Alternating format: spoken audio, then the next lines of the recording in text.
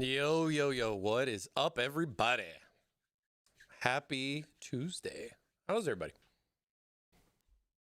Oh, man, we're just getting some stuff set up here. We have our beautiful View 51. This is our View 51 Snow, if you guys haven't seen the case before. Kind of took a couple of parts off of it, you know, but I've dove in already a little bit, you know, try to get some of the easy stuff out of the way, but for the most part, it's pretty straightforward. I mean, I just basically installed the motherboard, but yeah, I took the panels off and stuff like that, basic stuff that I figure most of you guys can figure out, you know? Yeah, this is the View 51 Snow Argb edition, and today we're going to be doing an overview of the chassis, as well as going into, you know, doing some liquid cooling. And we have our distro plate, which is our DP100 D5 distro plate, which is going to go real nice here inside the case. As well as a radiator and pretty much some of the similar parts that you saw on the S300 that we did last week. I mean, basically the motherboard and, you know, RAM and all the stuff that we have already set up is pretty much the same thing of what we had before. You know, this case supports ATX. It also supports eATX to mention as well. But yeah, we're going to go over the case, talk about a lot of, you know, just a general overview of like what you can do. What type of options you have with the case, and then of course we're going to be building in it and doing some hard tubing. So hope you guys stay tuned and check out what we got going on with this. And of course we're here live on for Thermaltake Live. Hey, but we're live here for both Twitch and on YouTube. And if you happen to, got to jump out of the stream or whatnot and everything, you can always catch, the rerun or the VODs on our YouTube channel, which is Thermaltake North America. We have all the links and everything available. I know my man Thermal Steve over here can drop those things down in for you guys, as well as you can check it out on our social media as well, on our Facebook, Twitter, all that fun stuff. And we got all that stuff there. So if you ever have a question about building in a case and you want to know the ins and outs of stuff, that's what we're here for. And we hope that this video, as well as some of the other stuff that we do and future stuff that we plan to cover, will definitely help you guys out if you're looking to, do a new build in one of our cases here from Thermaltake. Whoa, whoa, whoa. Thank you guys. I see a bunch of you guys in the chat already. What's going on? How you guys doing? Yeah. We also have Discord too. So, I mean, we've been starting a lot of new stuff. I mean, this, of course, Thermaltake Live, this is episode 10. We got episode 10 here today. And, just trying out a bunch of different things, kind of giving you guys some good information, hopefully, on, how to do some liquid cooling and some of our Thermaltake chassis. And we're going to just be doing more. I mean, we did the S300 last week. We're doing the View 51 this week. And we have some LCGS systems to check out too as well, and some gameplay for that. But what would you guys like to see next? What particular case would you guys like us to cover here on the channel for Thermaltake Live? Is there a particular case you want to see, a P3, P5, P8? I mean, we got some different options. We got some big cases. We got some small cases. And, I'm always welcome to take your guys' feedback as far as, what you guys would like to see, because that's what we're all about here, trying to help you guys out and, just give you, if anything, a little bit of a jump start on what you can expect when you open up a system, open up one of our chassis or any of our cooling products, and just want to get an idea of, as far as what you're going to be dealing with and going through the process as far as doing all the installs. So if you guys have any questions on anything particular, feel free to let us know. We'll take that feedback, as well as join our discussions on Discord. We got new channels up there as well with that. Jump in there. Let us know what you want to talk about. You guys have any questions to follow up after the stream? Or if you've watched a stream and you have a question on something, jump in the Discord there and ask us. We'll be glad to get back to you as soon as we can. But all right. So we have the View 51 Snow that we're going to be building in today. This is also available in black. So we do have two SKUs of this particular chassis. And it's a different type of case. It gives a little bit of that feel of like what we did with the View 71 with the little corner angle power button that we had on there. You can see a little bit of that type of design there on that. And then this is definitely more of a wide body type of chassis. Lots of room inside this case. It's really wide from what you would consider like a standard chassis. And with that benefit of it being wider versus taller, there's also a lot of room here in the back. Now with this particular chassis, the power supply is mounted in the rear, as you can see right here from this fun little spot. But yeah, the power supply will mount right down here on the back, so that frees up a lot of space for what you would have below the motherboard, allowing you to be able to, as far as the motherboard layout, shrinking this down a little bit. And then also to mention, the View 51 does accommodate EATX as well. I believe that's like 12 by 10.5. if I'm correct, on EATX size, or just your standard 12 by 9.6 for an ATX motherboard, which is, pretty much the common, I would say 90% of what a lot of people use, but it does have its options, and that's what we're here to talk about, and tell you guys what you can expect as far as getting the case. Now, another thing that I like with this particular chassis specifically is the rotatable PCI Express bracket. Now, this particular case, as far as how you see it on the back here, is the way it comes out of the box. When you get it out of the box, it's going to have your standard expansion slots that you would see, normally, how you just go in and plug it in, graphics card, other stuff, right into the motherboard directly. Now, this is an option for you, of course, as far as what you'd want to do. But then the View 51 does also offer you options to go vertical. And with that, you have an option where this particular bracket does remove and is rotatable, being able to turn it to go vertical and get that same stability, as well as the direct inputs right here off of the back of the case, in regards to, say, if you were using like in a bracket or some third-party stuff or whatever. I just like having those nice solid connections on the back, as well as the reinforcement of this different type of bracket, because we've done different types of vertical bracket mounting from a variety of different cases. And even with this one, because it doesn't have a power cover, because hey, the power's in the back. So this opens up more options for more cooling, for either putting another rad on the bottom, or putting your main rad on the bottom, or just putting fans on the bottom, just the same. And you can do this, and it can, you know, depending on how you want to set up your airflow, you have those options there for the bottom because the power supply is not located there. And then the vertical PCI Express bracket does have a nice little grommet. So this thing is a lot more sturdy. I mean, you can see T2 dude, you know, he's hanging out. He's good. He ain't gonna fall. You know, all this stuff is real nice and solid. It's got extra bracing on the back. And then even if you look at it kind of from the side angle there where TT dude is, and then how it goes back in towards the case, you can see that there's like a little bracket, the grommet is added on there for extra stability of that. Because these graphic cards are getting bigger. The graphic cards are definitely getting heavier. Beefy graphic cards. And that's what we're here to accommodate. And this right here gives you definitely some more room for doing options like that.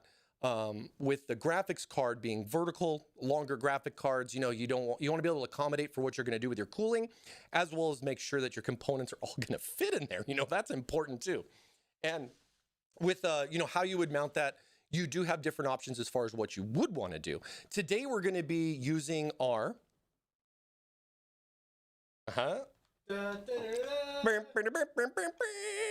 this is our DP100 D5 Distro Plate. So this is basically a 360 radiator, but it's a distro plate. And the advantages of this thing is that it has the same type of mounting on the back as you would have for like a 360 radiator. So a lot of fitment options, not just specifically for this case, but just about any case that we offer, especially the ones that do the vertical side radiator mounting, gives a nice option for doing this DP100 D5 distro. And then you can basically kind of replace, this would replace where like a radiator would go, or like if you had an AIO already in a build like this, and you wanted to upgrade from going like AIO cooling to DIY LCS cooling, this guy would basically replace that common spot where the AIO would go here. And then you would have options for radiator to either mount on the bottom, the front, or on the top.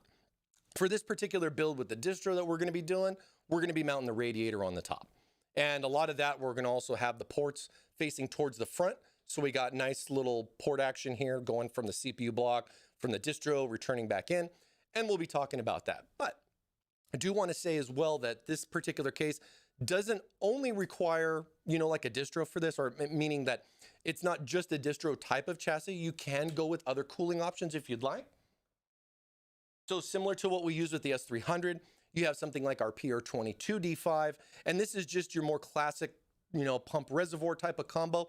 And then this bad boy's got a direct little mounting option. There's actually a bracket located here on the bottom part of the case, and this can be mounted into the case on a, you know, on its own separate bracket. So it's not having to go down through like the bottom part of the case, or you're having to drill holes in the case and stuff like that. We took a lot of that type of problematic scenario out, so they give you more versatility options. And then this particular bracket that's located down here on the bottom of the case, see if I can, you guys see that right here? So here is the bracket for the pump reservoir if you're going to be using our PR22 D5.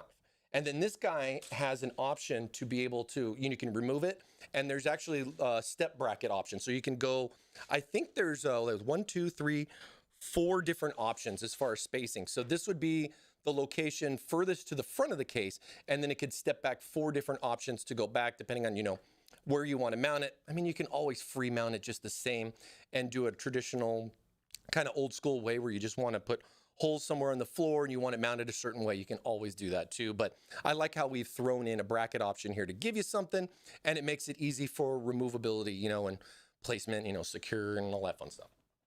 Question time. Question time. What's up? What's up? All right. Daffy Uncle asks, those distro plates come in 240 millimeter sizes.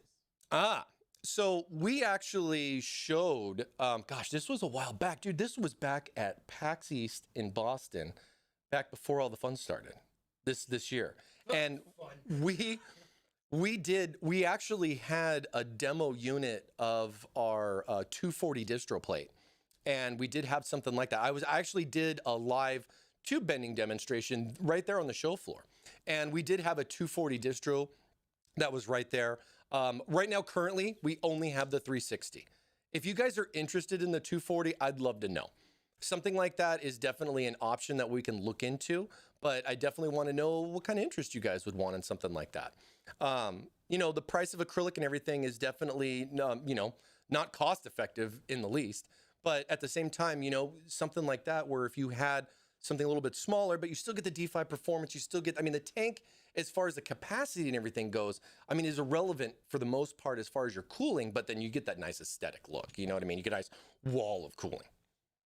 Next question from Dalby's. Yeah, what's up? With an AIO on top, how would you mount the fans below the rad, pushing air up and out of the case? How would you mount the AIO on the top of the case? No, with the AIO mounted on top. With the AIO mounted on the top. How would you mount the fans below the rad, pushing air up and out of the case? Oh, okay. Like if I'm going to do an AIO on this case and I would have and you're saying you mounted the AIO on the top, that ideally the air is going to go up and out for the fans that are going to be on the rad. And if I did a configuration like that, because I don't have a radiator on the bottom of the case, I would be mounting fans on the bottom to have cool air coming in as an intake. You also have the front fans as an intake, so you have air coming in, and then you would have out going through the top and out through the back with the one single fan guy that you would have there. Pretty traditional. And finally, all these questions, I love this. Yeah, what's up? Does mic come with the case? Unfortunately not. I wish I could fit myself in the box and be shipped right to your door so I could sit there, explain how this all goes together, even do some fun little tube work for you and then say goodbye. I really wish I could do that. But that's a great question. That's a great question. That's pretty funny. But yeah, I mean, you have some variety of options. I mean, this case will be a great foundation for a lot of different things. If you want to do just straight cooling with it, you have the room for a giant CPU air cooler, as well as being able to do vertical mounting for the graphics card air cooled. You have a good gap spacing with the vertical mount where it's not too close to like the window, like, you know, where the like this would be, you know, your tempered glass panel that would go here. I took it off because we're going to be playing with this guy. But just the same, I mean, you could set this up for like air cooling or set this up for AIO cooling, doing up to like a 360 AIO there. I mean, it comes with two 200 mil fans to mention, as well as a 120 in the back. The fans that are in here are Argb fans, and they have that controller that we were talking about on our Argb overview stream that we did. And a lot of that stuff can all be tied in together if you want to use Argb.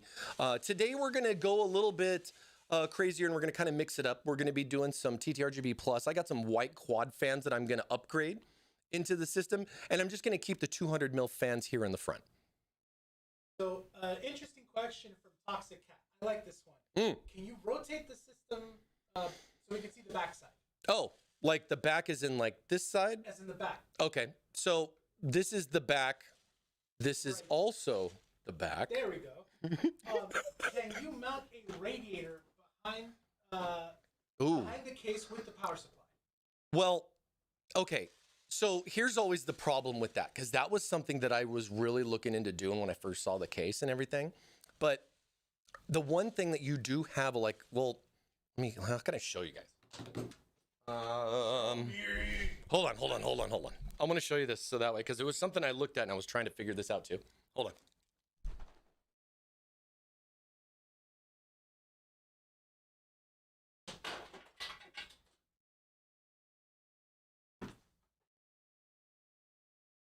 All right. Okay, so if I had like a radiator and I wanted to mount it on the back, meaning that I didn't want the radiator to go like it normally would, say like right here, if I had like a, you know, something, if I'm going to do an AIO or I'm going to do something, because, you know, you could put it right up here and you have that little cool little spot at the top, see? And then the tubes, you could fit Gina quarters right there, and you could mount the radiator in the back and still have plenty of room to do that. But then it's not something we specifically explain, like in the manual or anything with the case, but it is part of that whole DIY LCS spirit. You can see one thing and then go, you know what, I want to break the rules and I want to do something different with it. I've seen people use 3D brackets and mount radiators in weird different places on like P3s and stuff and other cases and everything. So I always welcome anybody that's looking to do something outside the box, you know, do something a little bit different. When you're looking at something like that, I would say that maybe like a 64 mil thickness might be a little too much. I mean, as you can kind of get an idea of the thickness as far as like, if you look at that, I still got a good amount of room. I mean, eyeballing it, looking at it, I could probably also mount a fan on the back side of that and do like a push-pull configuration.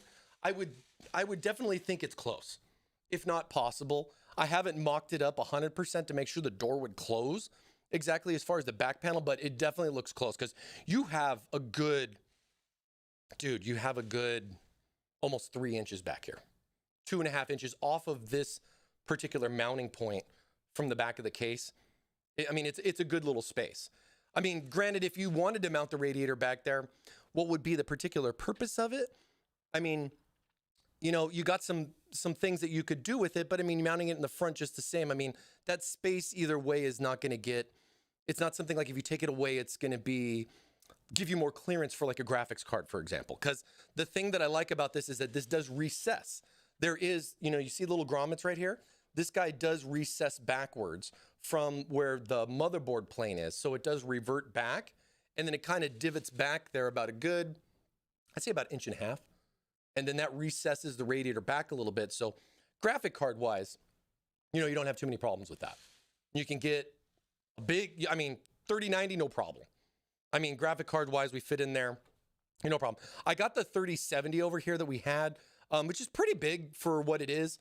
On the card, it's comparable to like a 3080 in length. So, I mean, it'll give you a ballpark idea once we get it mounted up and everything. But yeah, it's a good question. I mean, I like seeing a lot of people do some interesting stuff like that. Same with like if they gapped out the rad and they want to do like a distro plate in a weird spot. I mean, distro plate wise, I probably wouldn't suggest doing anything other than like a vertical mount on this. But at the same time, nope. But at the same time, you know, the distro plate, you could do a bunch of different things with it and do some different mounting with it too. So, but I do, all because of the fact that it has this opening at the top, would even allow you that type of an option. Because most cases when you would see that, you're just going to have a grill there and you're like, dude, you're going to have to cut holes for those G1/4 ports to do something or do like a pass-through kind of option for stuff like that. And I mean, airflow is important. So, I mean, you want to look at different options for airflow and, you know, try to make sure that everything kind of makes sense as far as when you're putting it all in there, you have enough intake as well as exhaust, you know, for the particular case, you know, just with how this one lays out, because you have the options for fans on the bottom, fans on the top, you have a backside fan option here or radiator for heat, because it's perforated back here. So then the heat exchange just goes out the back and it's separate from the case. And then you also have the option for the fans in the front. Now, the fans in the front, I mean, it comes with two 200 mil fans. Now we have these particular fans in white on the Snow Edition, and they're black on the original or the black version of the case. And you do have options to do 200 both here on the front as well as on the top. And then, but it doesn't come with 200 mil fans on the top, but you do have mounting options for it on the top. And then the other thing to mention too about this, because I thought this was kind of cool, that it was something that we thought about when we were designing the case. But the 200 mil fans, as far as how they mount on the front, you can still have the 200 mil fans mounted on the front and then be able to also mount a radiator, even though it's not like a 200 mil compliant radiator, but be able to still mount the radiator here on the inside and the front if you wanted to do like multiple rads, for example, or just leave this open, because you would then just have to mount the radiator first. And then the fan mounts are actually separate dedicated static mounts on the bracket itself. So then that way with that, you could mount the radiator here on the back and do a 120, 140 variant, and then be able to put a 200 mil fan in the front if you want just, you know, you want that nice big fan look there in the front, you know, and it kind of comes pre-built, you know, with the case, right? But, you know, with this, we do only offer this in an Argb option. We don't make this like, say, some of the other chassis where we do like a standard edition where it's just like no fans or just has like, you know, a non-RGB type of a fan solution in it for a lower cost point. This is basically it. I believe the View 51 starts about $179. And then I think it's $10 more for the Snow Edition, available on Amazon, you know, all that stuff as well. But nice options for this, plenty of room if you're looking to do DIY LCS. You got a lot of room back here for all your cables, controllers, whatever you want to put back here, as well as some other things too, because you do have power as well as storage. So that's really kind of nice that you kind of get that. The other thing with the case too is you also get 2 SSD mounts here in the bottom underneath the vertical GPU mount. And that's just nice to have some more SSD mount options that are down there. And those are just little bracket guys you could take off, put fans there instead, put radiator with fans there instead. And, you know, you could do a lot of different combinations of rad on the bottom, rad on the top, or the side, or even the front. So you do have 4 radiator mounting options. And I think that was one of the things I highlighted about the case when we first showed it off at CES last year, when we were doing some interviews with like Steve from Gamers Nexus and some of the other guys that came by the booth to check it out. And a lot of that versatility option is nice because you're not looking to be putting like 4 rads in the case, but it is nice to have options for where you could put things in combinations of both radiators as well as distro plates, pump reservoirs, AIOs. You know, you kind of got a nice general variety there. And I think that's really cool. But we're going to be using a 360 today, so that 240 was just there for, you know, just there for some fun. Just there for some fun.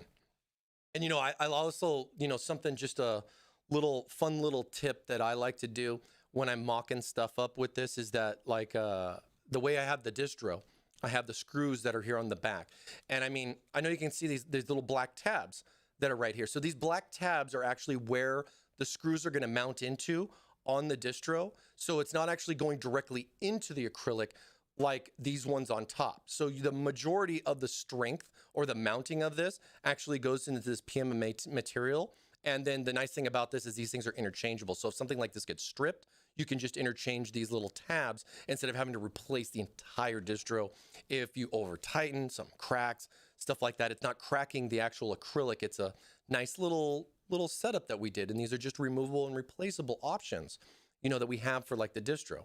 The other thing I like about it too is that if I put the screws in and I kind of just have them just kind of hanging here, like, you know, like say you're mounting a picture on the wall and everything, I can take these with like the slots that I have on the case, and look at that. I can just kind of set it in there and it's just kind of hanging like you would hang a picture, and it just kind of sits there. I haven't mounted it or anything, right?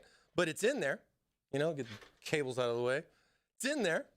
And then it kind of gives you a cool little visual. So when you're sitting there mocking up your system and you're trying to figure out where everything's going to go or how you want to do some stuff, you can kind of just chill it right there. And it's, you know, it's convenient. I mean, it's on there. You know what I mean? It's not really, I mean, and you want to be careful with it. I get it. I know. I've done too many of these. But it's just a nice little visual thing, just a fun little food for thought, I guess, as far as when I'm doing stuff. Because in that way I can kind of, you know, look at the case, visualize what I'm going to do, and just how everything's going to go together. Nice. Yeah, the TH360 AIO is one of our newer coolers. We were talking about that on the Argb stream. I like to see special edition View 51 in aluminum instead of, oh, okay. Yeah. I definitely think we have some options for, you know, doing a variety of things with this, but I do like how, you know, the case is laid out for what it is. And, you know, I mean, with this, I'd like to see maybe even like a little bit of a smaller version in that regard, something not necessarily micro ATX, like right above micro ATX, where you could still fit like an ATX case in here and still have the same kind of cooling options. But, you know, it really is kind of a toss up as far as, you know, what you want versus what you want to put in there. I mean, a lot of people just love to just jam as much possible into the smallest possible case, right?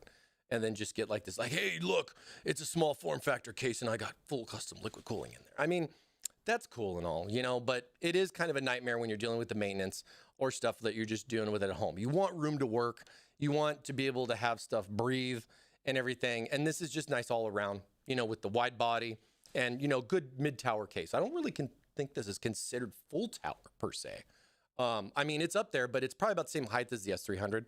It's not really S500 or View 51 status where, you know, like that bad boy that I have back there.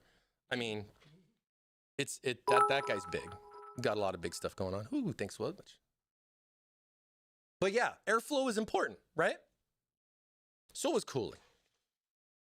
So then we have this, and I mean, I can just take this guy off just for the sake of not stressing anybody out that it's going to fall and get scratched and everything. But, you know, again, I mean, one of my distros that I demo for a lot of stuff, and I use it over and over again for multiple builds just to kind of get, you know, builds and stuff that we need to do with it, or testing and everything that we need to do with it. So we're going to keep the fans in the front. They're Argb fans that just come pre-built with the case. And then we're going to convert everything else over to our pure Argb stuff. Now, of course, you can definitely change out the fans in the front. You have the option for being able to do like 3 120 fans to match your 360 radiator. And you can take the fans out of the case if you'd like. You can also add in Argb fans just the same and have that synchronized and set up and linked into the controller in the back. And then everything's all tied into the motherboard software, thanks to the pass-through from the controller in the back going directly into that 5-volt header on the motherboard. So you got some options there with that too, depending on what you want to do for your RGB fun stuff. Yeah, let's start getting going on some of the build and everything. We've already pre-mounted the motherboard. I got all the basics kind of installed on that. We're going to be going through installing the power supply, the distro plate, and then the radiator here. Get that all set up and everything, and then we'll start taking a look at some tube work stuff, and we're going to get going. So before we get started, let's just get some music going on here. I think I already got some stuff set up. Let's play the jams. We just got a little bit of jams, just chilling, you know, as we build. Hope you guys enjoy what we got going on. Make sure everybody's good. Happy Tuesday. And we're going to be building the View 51. If you guys have any questions throughout this process, try to, throw it down there. Steve will try to help me find, make sure I don't miss anything. He's good at that. And yeah, we'll take a look and get going on the build here. So I'm not going to put the distro in just yet. I did want to talk about it, but we'll put this guy in later. Let's get some of the other, basic stuff, I guess you would say, installed. I'll just keep spinning it around and around. Just. Uh-oh, the stream is looping. The stream must be looping. No, I'm kidding, I'm kidding. Hey, winter is coming. All right, so we got a 750 watt power supply. This is one of our Tough Power Gold, 750 watts, good all around power supply. This one doesn't have RGB on it. We definitely have that. But for this one in particular, since it's going in the back, the way we're mounting it and everything like that, just nice solid gold rated power supply, does the job. Basically pre-attached the cables and everything in here, but do want to talk a little bit about this. Get my little top-down GoPro action going on here so you guys can see the power supply bracket. So hey, look at that. So we got a power supply bracket that is adjustable. So there's a bunch of little tabs right here, as you can see. And then with those particular tabs is you're going to set it to the length of the power supply. So it braces it, supports it. Got nice little rubber dudes right here for vibration stuff, as well as a nice there's a little tab right here where the power supply is going to butt up against it. And with this, since the back panel is perforated, there's 2-slot perforation on the back panel, one for the distro, or not necessarily the distro, but for like a radiator. And then for the power supply. So we're going to set our power supply just right down in the side of the case, right here in the back, just like that. And then the fan's going to be this way, blowing the air or sucking cool air in and coming out the back. But it is, for the most part, isolated from the rest of the chassis. And it's a nice little fitment, just drops in there, line it up, get the little tabs kind of just pre-mocked up, secure down this little back brace. You're good to go. Cool. You have 4 screws to put in for the power supply. I think I have those here somewhere.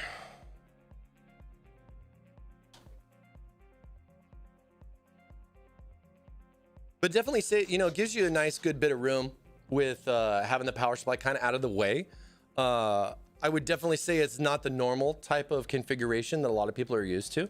Power supply has just always just been right there at the bottom right or bottom left of the, the case.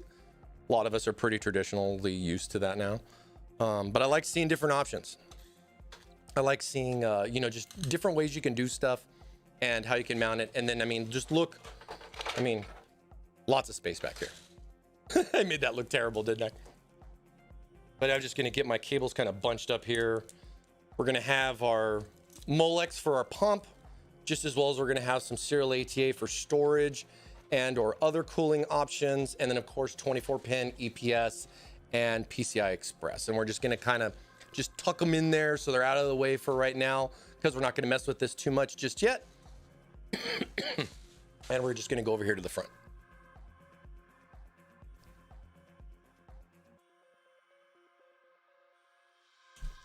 Whoa. What do you say? What do you say?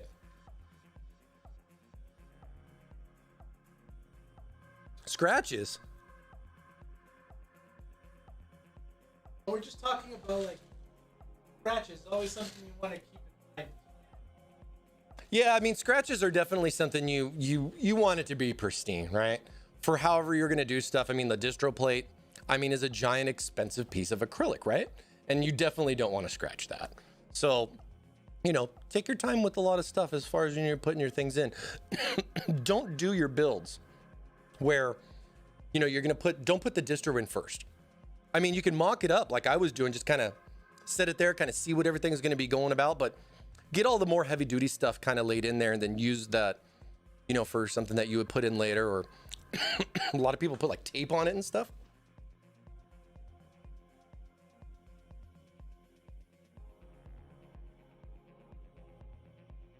But yeah, you got some options.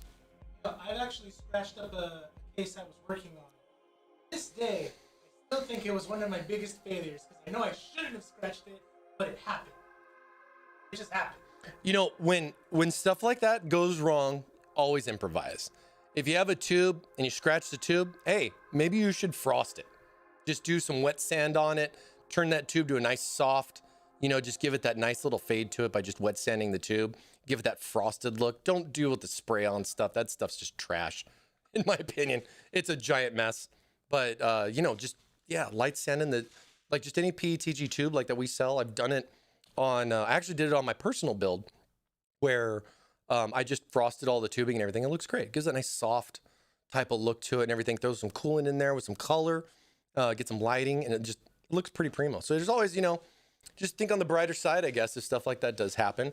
I haven't actually tried to like frost sand one of the distros, but it is something that I've wanted to try to do. It's just, you know, they're not inexpensive. And, you know, if it doesn't come out right, I don't want to have to, you know, pay for it. But, you know, it's just the same. It's just the same, like with what, you know, mounting the radiator, which way and how you're going to do it. You got a variety of options, right? Okay. So I got radiator here to mount on the top. We got the fan. Let's go ahead. We got the power supply in. So we got the power supply in. Let's do the next easy thing, and that's just putting in our, we're going to be using our ring quad 120 mil fans today. We're going to be putting that in here for the back fan that's going in for our exhaust, as well as the 3 fans that you see here on our radiator. That's going to be going on the top. I absolutely love those fans. I cannot get enough of them. The color on them is real nice. And I mean, you got a lot of RGB. There is a lot of RGB on this.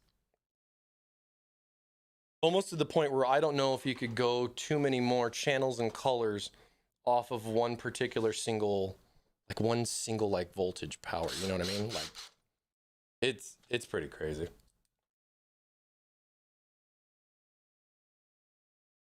Yeah, I mean, there's always like that, you know, that kind of stuff where you can always like try to repair and fix things. But again, I mean, you know, it is what it is if it happens. I mean, most of the time, who's really going to see it besides you? You know what I mean? It's kind of like with the tube work and everything. I mean, you could do some really nice tube work so you can show it off on social media. But at the end of the day, I mean, if you like it and it does good, it performs well, it's all good. I need my likes and follows, Mike. I need it. Yeah, no, make sure that you guys like and subscribe and follow and do all that stuff Steve just said, because it's important to him. He needs you. He needs you guys. You guys got to support him. I'm lonely.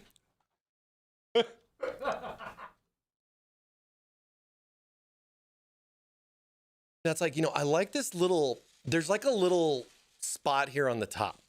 I have like this little like extra little space. Now, of course, my radiator is going to be kind of in the way, so I don't want to mount my cables up over the top too much. So I'm just going to put it down here through the pass-through where the EPS is going to go, because that EPS will then be a nice little tie point where I can just kind of anchor like the fan cable off of it and kind of hide it underneath it. You know, make it look good for the cable management. But there we go. Throwing the fan in the back. So we got the fan in the back of the case there now.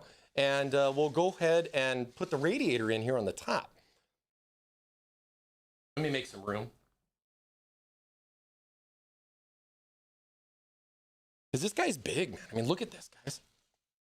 Look at that. Look at that view. No pun intended. Look at, you know that's a pun. Hi. But I like the case a lot because with the way this is, you know, for the brackets on the front and the top, they're removable. So I can take the bracket out, take the rad, bam, put it on the bracket, install it on the bracket, then put the whole shabam back in here. So we're gonna basically do that now. Oh, I got to take these guys off. I totally forgot. So these are basically just the back screws off the back of the case. That's going to slide back.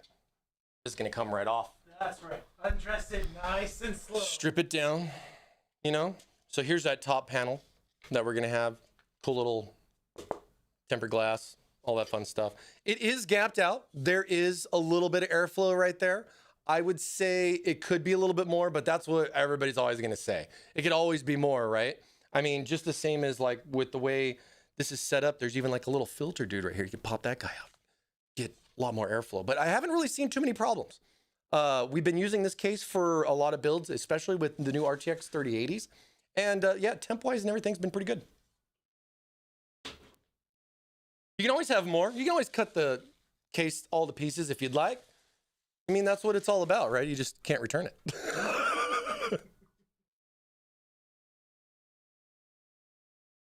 You know, feel free to make your own adjustment.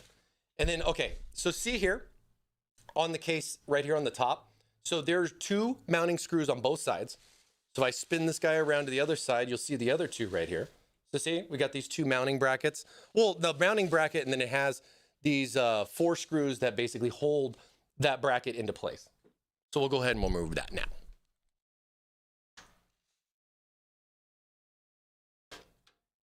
Have to put the screwdriver in reverse in order to do that. I'll take those two out on that side.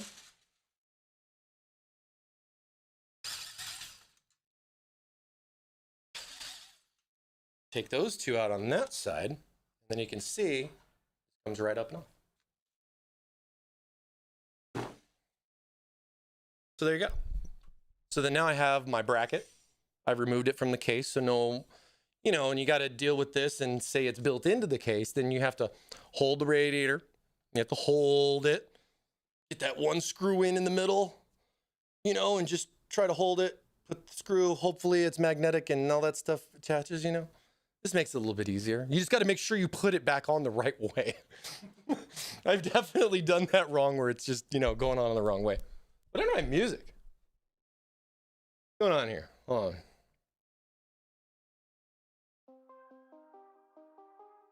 on.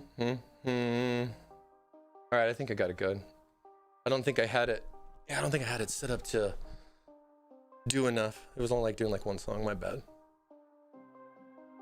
But then yeah, we have the screws for this right here, the bracket. So we're gonna go ahead and just get that bracket installed.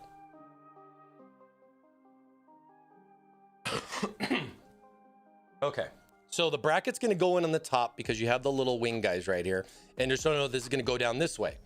It's not gonna go this way where they're on the bottom.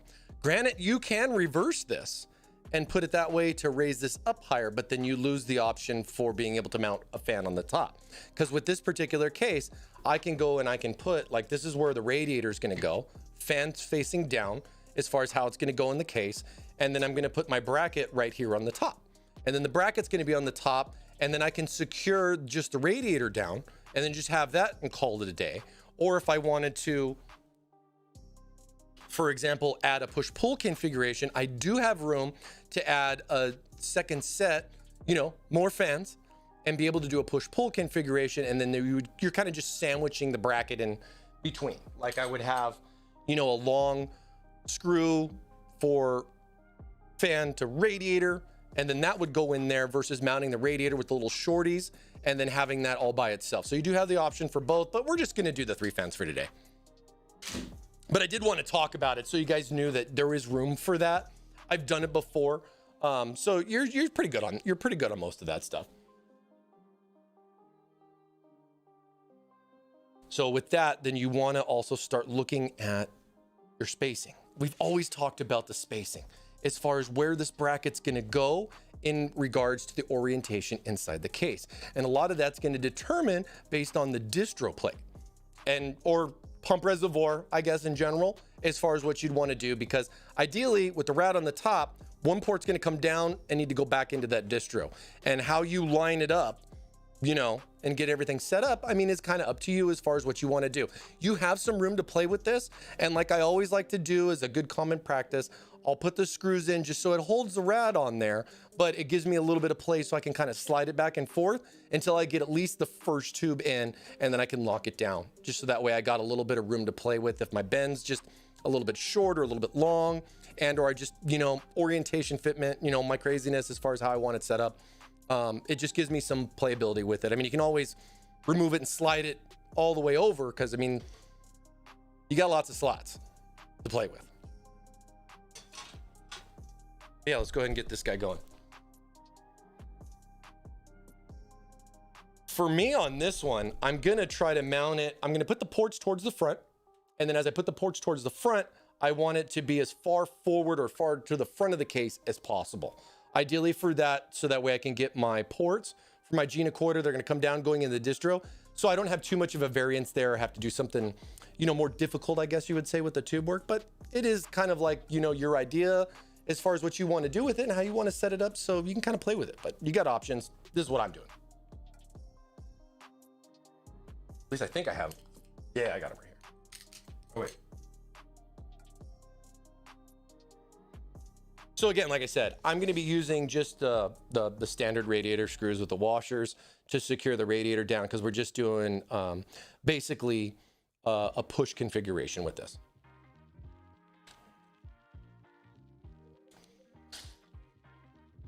And then the other thing I like too is that on the bracket, guys, let me zoom. Here we go. You guys can see this. On the actual bracket, we have the numbers listed. So you'll see like 12, 14, and 20, like right there. And it just kind of gives you a general idea as far as like what fans width-wise fit, because there's a couple of different slots and you just want to make sure everything lines up the best way.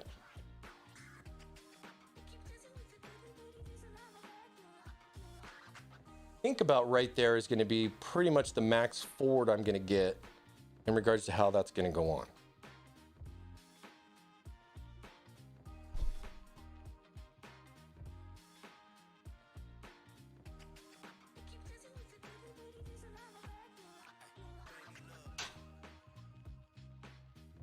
The other thing I like too about, at least with the case, is that with that bracket, there is 2 mounting slots. So you can offset it towards away from the motherboard as well. So you can have more depth for a thicker radiator or just better clearance for your rad and fans. I mean, push-pull's overrated. I mean, I get that. I mean, you get some benefits with the cooling. A lot of people do it for the aesthetic look though, you know, so you have lights on the top as well as inside. So you got the nice glow on the inside of the case, but at the same time, when you're looking at it from afar, you're like, oh yeah, look at that. Look at that. It's lighting up. Look at that. That's just the way we are, man.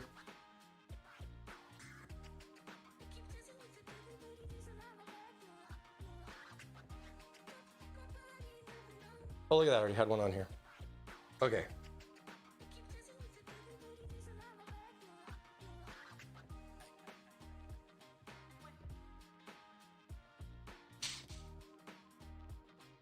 And like I said, I'm just going to put these in just enough so that way it kind of holds them on there. I'll probably put like 4 in max. Hit the corners.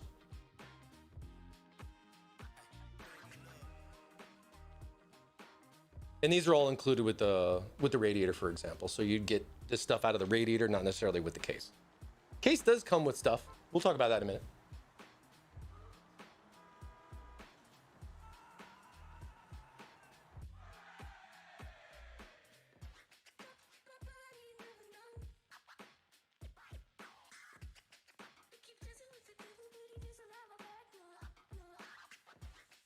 Let me just make sure these guys, let me back these up a little bit.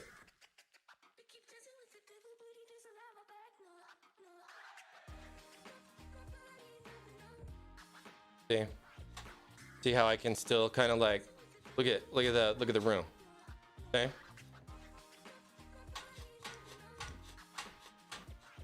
A lot of room.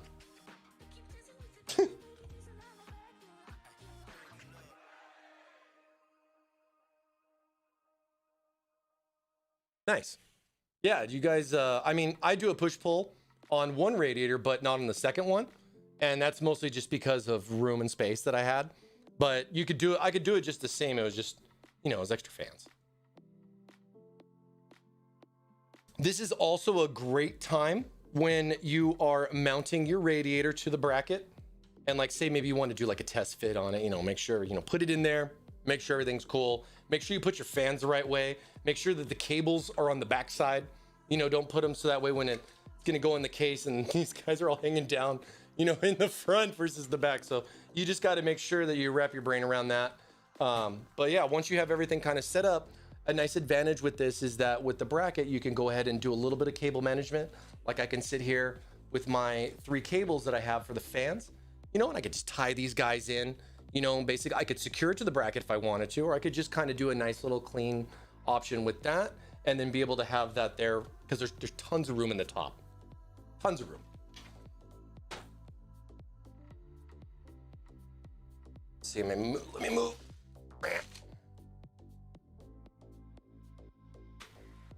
So then if you see right here, the way I have it, you have the orientation, which would be more of the, this is towards the back.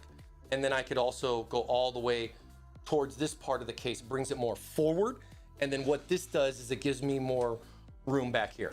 So I have more room back behind the case in order to set this up. So we're gonna do that because I like more space. It also gives me, I mean, if you can see too, on the top here, if you look on the top, look at where the cable stuff would. So like here's gonna be, oh,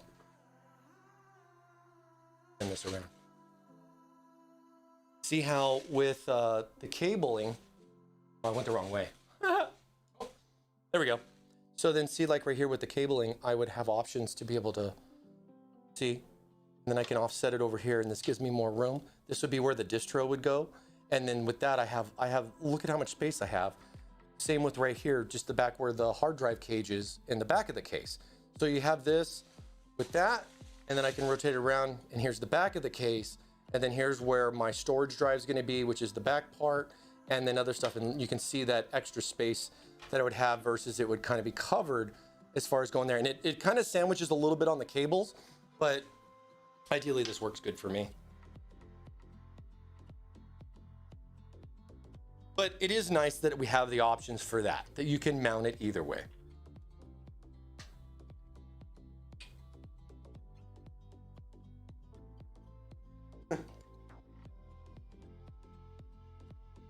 We'll just put these guys in, get them going. Not a big fan of like wrenching everything down right away. Take your time, guys. It doesn't have to be perfect the first time. You just want to get the general idea so that way you can plan ahead on what you want to do going forward.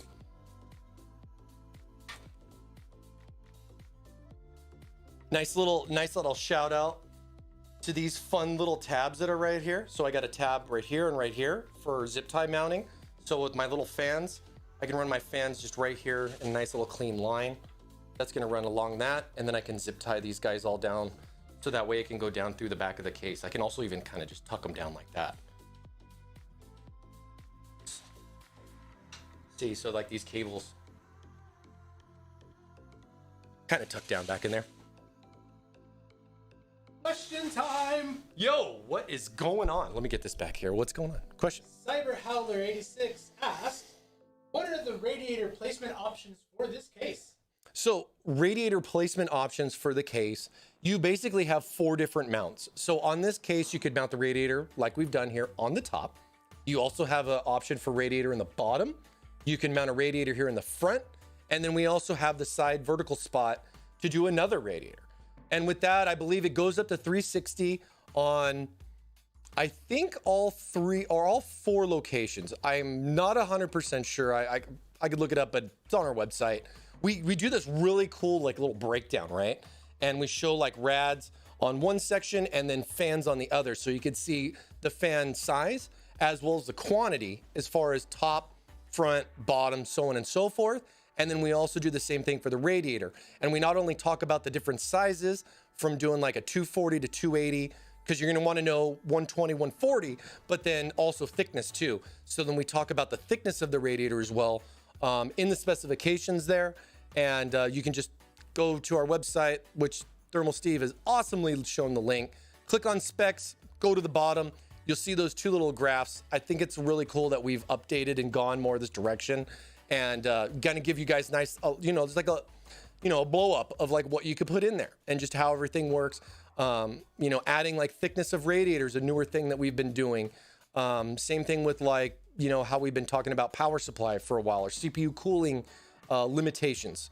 We've been talking about that, but now we started adding GPU length as well as width for vertical mounting options, and then radiator width too, because we know it's important to be able to give you guys, when you're looking at a website and you're trying to wrap your brain around everything and all what's going to fit and how it's going to go in there. And some things are unknown unless you explain it. And I think stuff like that's really good that we've been doing, to just try to help people out with the questions they have. What's the maximum I can put in here? Or what's my clearance, just in general? What's my clearance on this case? Because it's really important when you're getting all your stuff, to make sure everything's going to fit. Especially before you buy. You're looking at it just like this right here. We're test driving today. View 51. Yeah, you can also do a 140 in the back. Well, no, on this one, it's 120 only.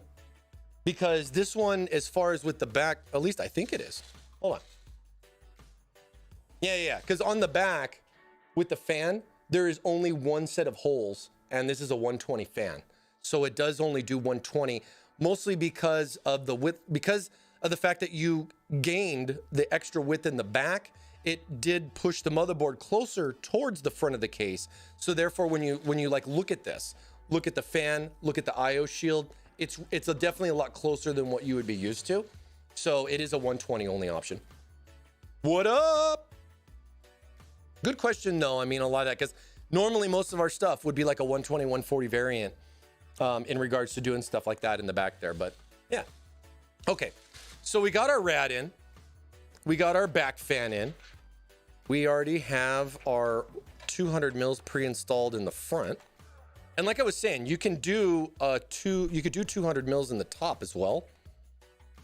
Just kind of, I don't want these, my cables to get all bunched up. But then then I have the radiator here, and then you can see, this will give you options. You can kind of play with it, right? Just figure out where everything's going to lay out. You get your distro in. You got some room to kind of play. It's important. It makes it easy. Don't make this difficult on yourself. Poorly hung. Thank you for the follow. Had to. Great name. Shake my head. Welcome, everybody. Hope everybody's doing good. Okay.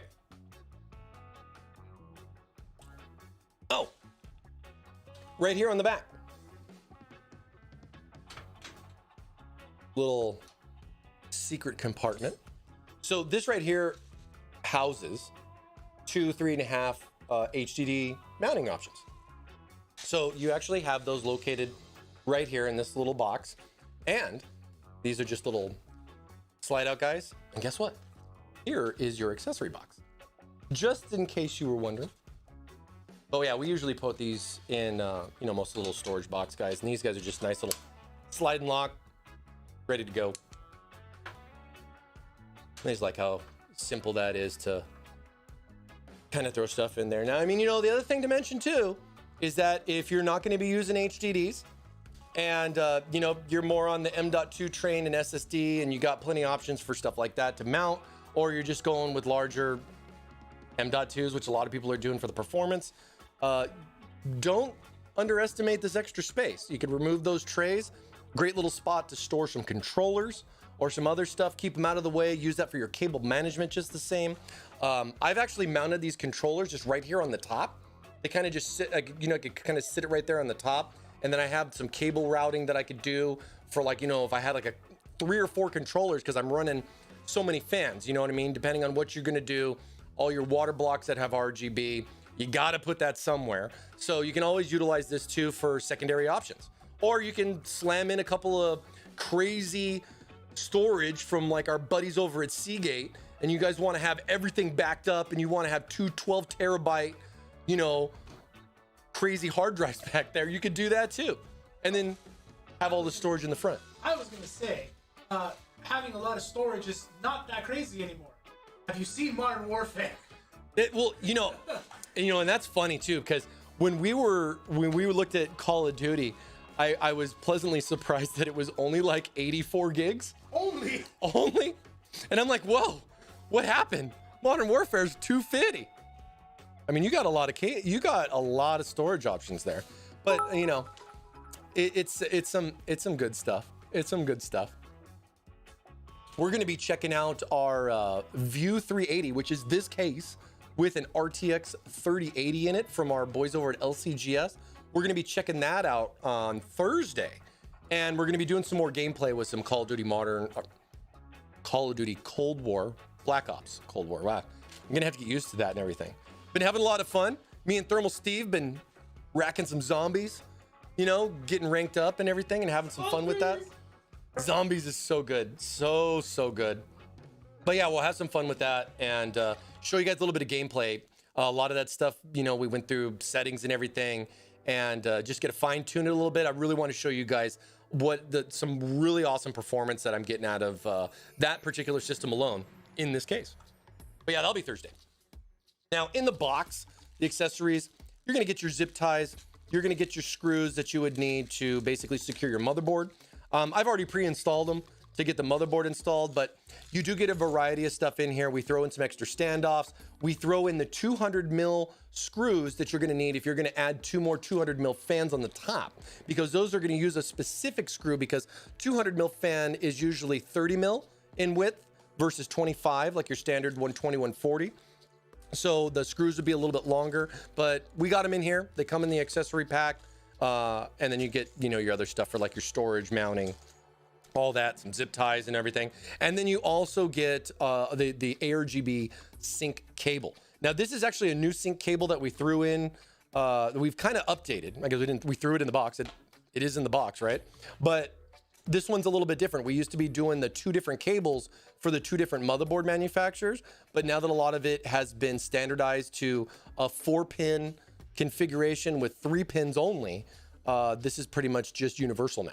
And then this is just a single cable, works right out of the box for what you're going to do with that. But you get that, you get a little manual. It's got some stuff. Same thing. It's online. You can check a look, see all that fun stuff we were talking about with like graphs and everything.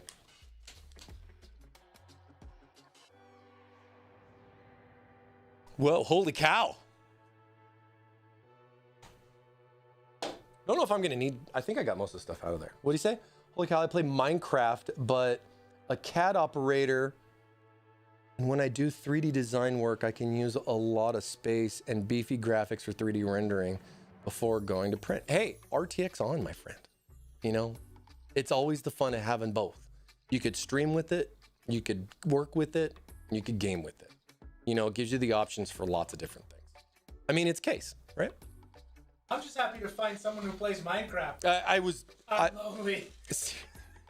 Seriously, I was waiting for Steve to say something because Minecraft. I knew he was triggered. I kind of looked over there and I'm like, oh, he's gonna say it. I know he's gonna say it. You know it. No, that's awesome. Yeah, and you got those options, right? I gotta hide this a little bit better because my pre-cable management skills got to make sure they look good for you guys. Okay, so we got our we accessory pack in there, screws, you're gonna need those. Grab those. Power supply we mounted. Got our back fan upgraded to our quad fan we're gonna put in. And then we've mounted our radiator here on the top. And we got our G1/4 ports here on the front. And basically, yeah, well, let's clean up a little bit. So first I'm gonna do is I'm gonna take this pump reservoir out. Like I said, this fun little bracket, this little guy right here would be for like your PR22 D5 pump. And this is basically the same thing that was in like the Tower 900 when we first did those. And this gives you basically stepping options where you can kind of mount it in different places, and it's nice and secure. And then if you want to take the whole housing out, instead of having to take all 4 of the screws off and remove the pump from like, you know, like the base of the case, it's just one thumb screw and then the whole thing comes out. It makes it convenient for maintenance and stuff like that. So I love the fact that it has that kind of a feature. I'm just gonna put the screw back in here so I don't lose it, okay? Don't hate me because I left it in there. There's also some SSD mounts. I could throw fans in the bottom if I'd want to, but I want to get to the cooling and talk more about the cooling. I would say the most, you know, get to that hard tube stuff because I know you guys like that. Now we're going to go ahead and we're going to change the bracket on the back. As I was mentioning in the beginning of the stream. Okay, that one's in there. I was trying. It's just the coating, folks. It's there. It's, you know, nice coating. So I take that off, and then this just basically is just kind of like, you know, cover plate. You guys used to that stuff. You've seen that. Then we have the bracket itself, and it's in a traditional fitment, but we're going to go vertical with it. So this is rotatable. And this is a patented feature that Thermaltake has, and we've been doing this on a variety of different cases. And I hope we keep continuing this because I love the mounting of it and just, you know, how solid the graphics card is mounting on something like this. Just because of the way it is. So we're going to take this apart, and there's what, 1, 2, 3, 4, 5 screws. 1, 2, 3, 4. You guys like my screw sound effects? My electric drill sound effects, are they good? Why does the case got to be white? Well, I mean, we have it in black. I mean, we could go black or white with it. Doesn't matter. I figured the white was something everybody would look at. Maybe I should do a black case next. What would you like to see? You got a particular case in mind you'd like to see from us? Any particular color? I mean, we got P3s in like 4 different colors, I think. Is the black one bigger? No, they're the same size. Oh, that's funny.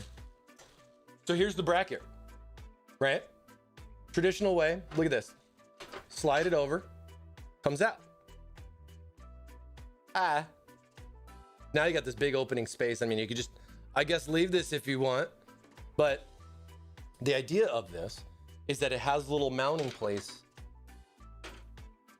That's going to be like right there. And that's going to be the way it's going to go. Pop, slide it over. Comes out. There's little tabs that hold this on, and then I just rotate it.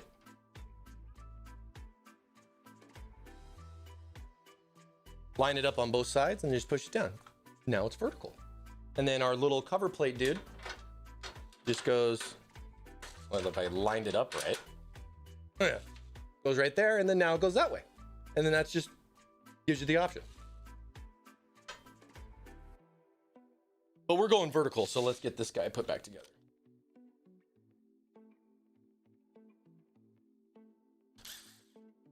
Lazy builder.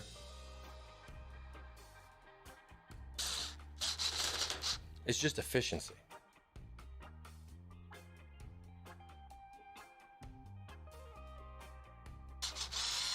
I don't want to. No, I'm not going to say it. Yeah, we'll just put our screws back in on the bracket. Do make sure everything's lined up. I mean, you have 5 screws to line it up, so that's really good, but make sure it's nice and solid in here because you're going to be mounting your graphics card if you're going. Don't drop your screws. Guy just did. Oh, cool. Oh wow, the hunt wasn't too bad. We lucked out, folks.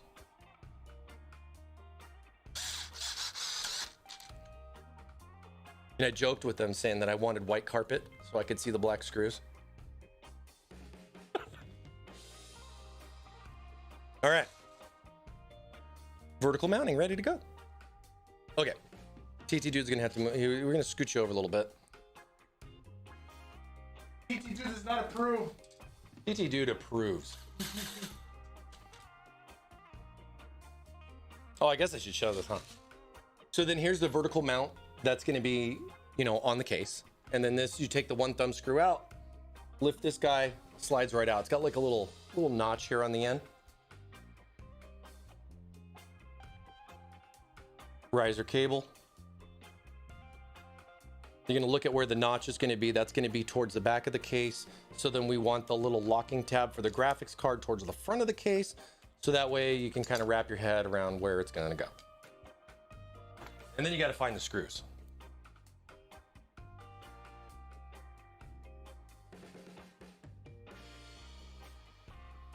You just make sure these are the right ones. Nope.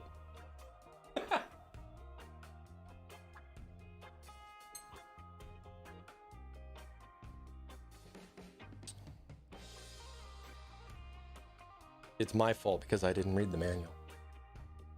But you always read the manual. I do.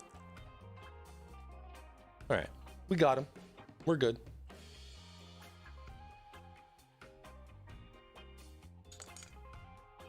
Gonna set this up.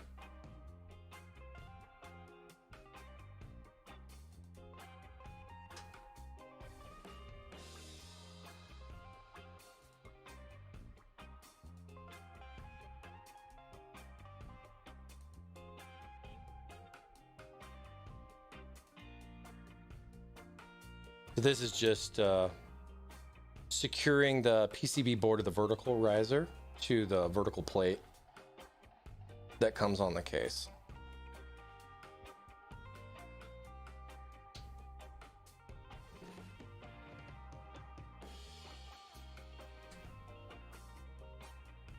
Okay, that wasn't like seating all the way, and I just wanted to make sure I had it right. Cool.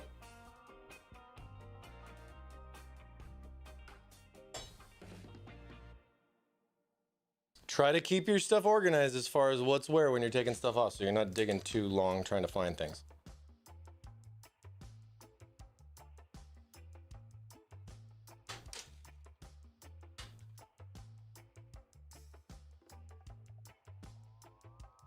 Get this set up right here.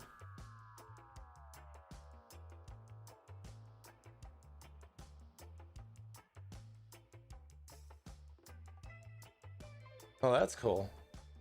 Yeah, I know. I could understand that in a data center, man. Woof. Be surprised how convenient those electric drills work for a lot of stuff. I have great success with them. No issues. There we go. There's our riser cable.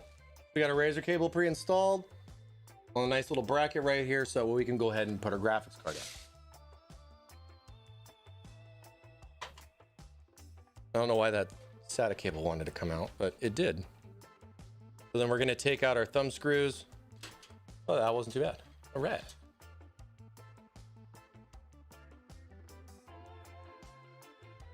Look, I will buy the View 71, but I am already thinking about getting a View 71. View 51. 71, 51. I mean, you get more height out of the 71, but the 51's pretty big. You get a good amount of space in here. I usually definitely don't use an electric screwdriver for a lot of tightening stuff where like a torque setting is important. I'll just do it by hand, or, you know, with just my hand or screw, you know, kind of like with the fittings and everything. You know what I mean? I'm not taking a wrench to them to like crazy tighten them down. It's bad, actually. What's up? Question time. What is up? Your thoughts on introduced latency with PCIe cables, riser cables. Oh, latency with the cables should be fine. I haven't seen too many problems with it. Mostly with the new 30 series cards that came out, a lot of people were, because 2080 Ti with a Gen 3 riser cable in a way was close to where that latency was going to be. But then again, at the same time, they never really officially stated that. And if you can find that from like NVIDIA, for example, and you get that on a document, I mean, it's not available to the public. But the riser cables and everything, we talked about this actually a while back with the Gen 3 cables. And then with our new premium cables, they're actually Gen 4. So with the new premium cable, you have no problem. I've tested several of them on several different popular Gen 4 motherboards like X570 and run through those, no problems. But yeah, 2080 Ti was kind of close. I saw a couple of people talk about they were concerned about that, but never really saw too much of a problem with it. And then the premium cables are Gen 4. So if that is a concern, I definitely go with the premium cable versus like our gaming cable, which is what I'm using here today. Because this one is Gen 3 only. So if you are wanting to do Gen 4 across the board, premium would be better. Personal experience, literally no impact. Yeah. Because that's what I run. We did testing on it both ways with Gen 3 and Gen 4 with 20 series, 30 series, back and forth. The differences were marginal. You're not going to see any kind of a concern, I guess you would say, in like a gaming environment. Benchmarks, I mean, benchmarks is benchmarks. I've even seen, I mean, and it's like, I don't even want to really say too much about it, but like, it's crazy how you see such a comparable score with the riser cable versus like the graphics card plugged directly into the motherboard. And I've been trying to get this out to more people. AMD, some of the other big guys, because they did a lot of their testing with it, but to the modders as well, having them test it and use it too. See what they can do with it. See what their findings are. But yeah, I haven't had problems. It's been good. Definitely been good. So then right here, I got our Gigabyte Rtx 3070. Nice, good card for something like this.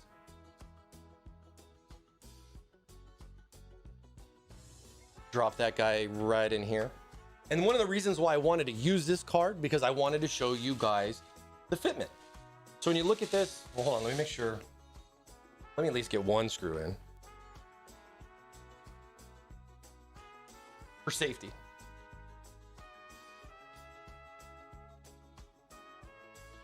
But yeah, the cables are shielded.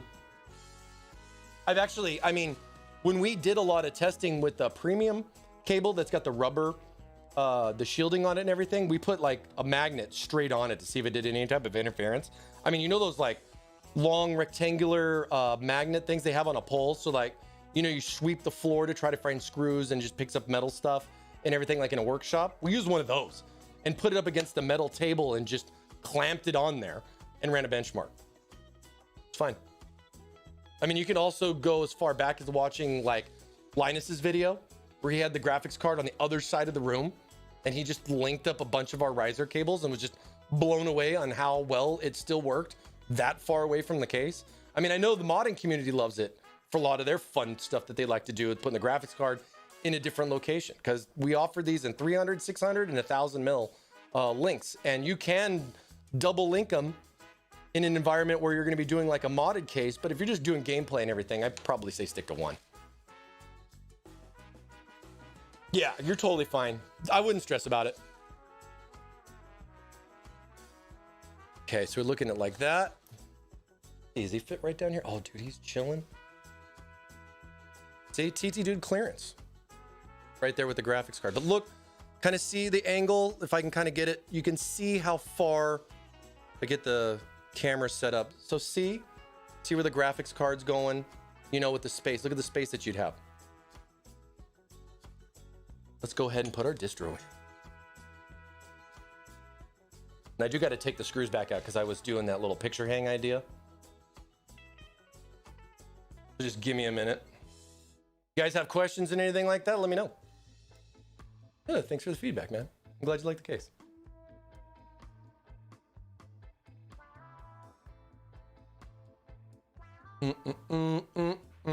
Just hanging out on a Tuesday, building liquid cooling. How are you guys? Oh, I'm just, wondering when I should expect you to put this in the trunk of my car. Shortly after the stream. That's what I like to hear. But we have to reach 10,000 followers. Well, I've got work to do. We'll get there, baby. We'll get there. We appreciate all you guys tuning in. Appreciate all the follows and everything. Really helps us out. Lets us know that you guys care. And hopefully, I mean, if you're working with this stuff from Thermaltake, that this is a great little idea to set up for you guys so you can already see like what you're gonna do. Because like with the distro, like I have this, right? You're gonna have your pump power, so you're just dealing with that. But then you also have the little RGB cable, and that connects to, it's a PCB strip down the side for the lighting on this.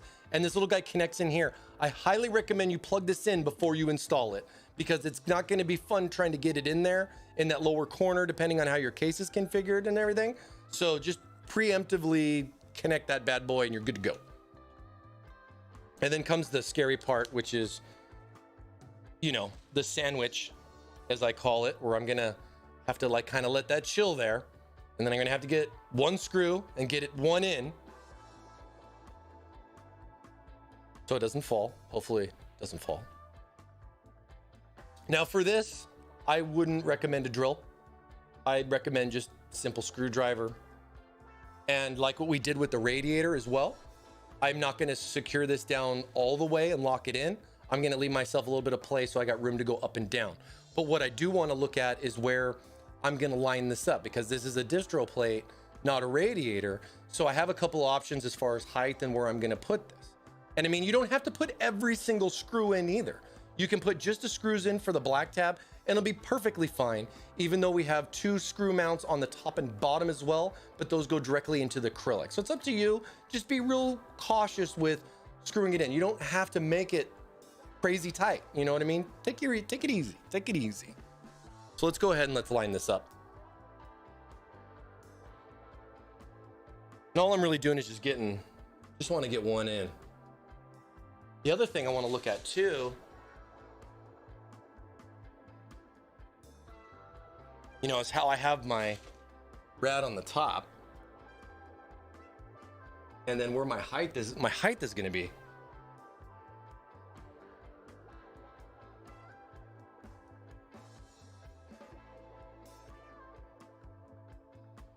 Always fun getting the first one in. You don't have to worry about it as much. Twitch chat, best chat? Twitch chat, best chat. Look out.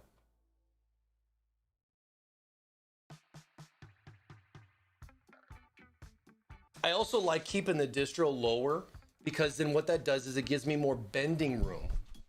So that way I have more bending room for the rad on the top going into the distro. Because if I raise this up higher, the G1/4 port gets closer and closer to the radiator. And I want to have room to do like just a simple 90 bend or whatever I might want to end up doing, you know, as far as dropping it in there. I mean, you can always go up higher with it and do your own thing with that, but I usually seem to find that become more problematic for me than mounting it lower towards the bottom of the case. If it matters, that's just what I look at.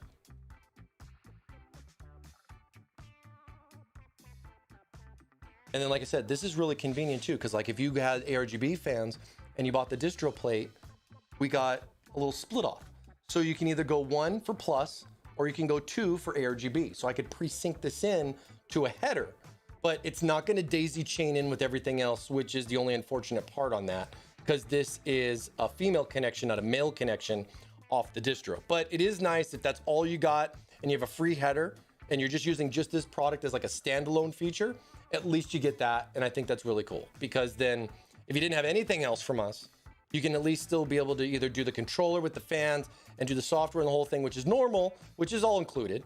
Or if you did have like an available 5-volt header, you could just plug just this in and it's just this and you control it through the motherboard software. So I like that.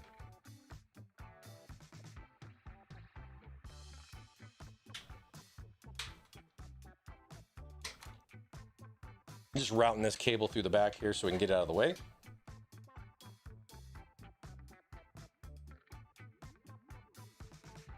That way we won't have to worry about this. You just want to make sure you're not pulling on that connection too much. You know what I mean? Take it easy on it.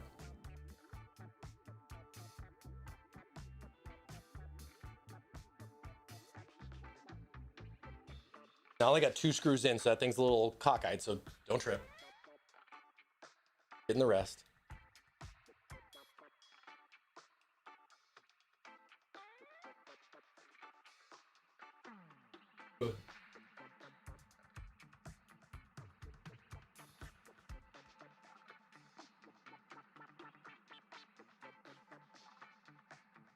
I do work for the company.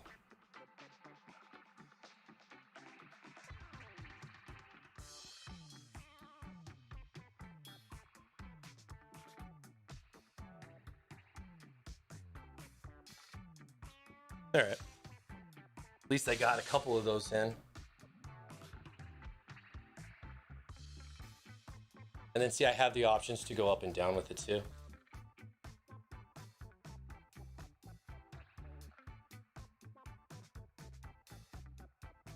You can always route your pump power a different way, just the same.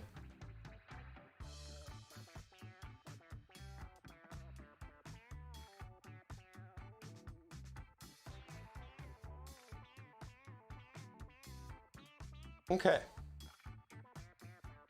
Now, I mean, we can do a lot of different things with the power and get everything kind of set up different ways, but ideally this is going to be what I would consider is like a CPU single loop option using a distro plate. And then for the sake of the fact that this is an RTX 3070, we do have blocks coming.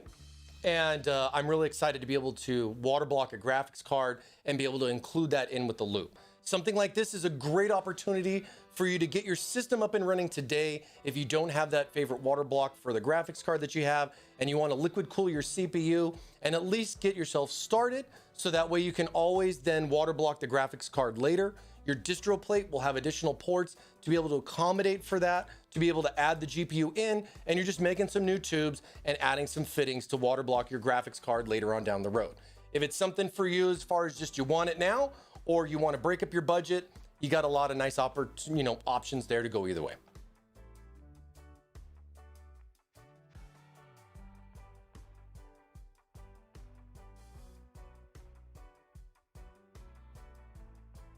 Okay, let's just take a peek, see where we're at.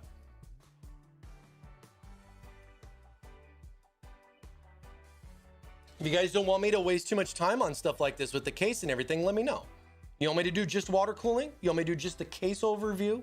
What would you like to see next? You know, appreciate the feedback on that, you know? We're trying out some new things.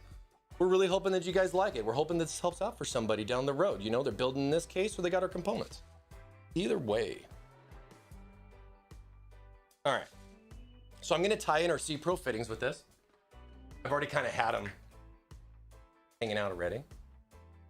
These are our C Pros. Let me see, where do I want? Okay, well, it's easy enough said that I need fittings here on the top. So we'll go ahead and we'll get our base plate mounted on our rad. Because with these fittings, they just come, you know, they separate out into multiple pieces.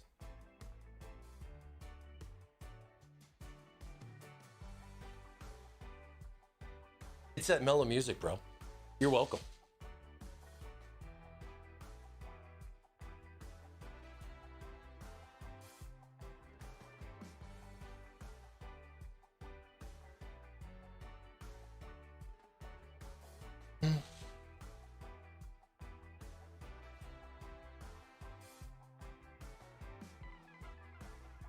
I do, yeah. I just need to get the whole thing done in like 10 minutes so you guys can just get to the end point, right?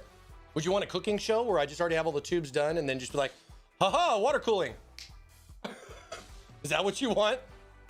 I don't think so. All right.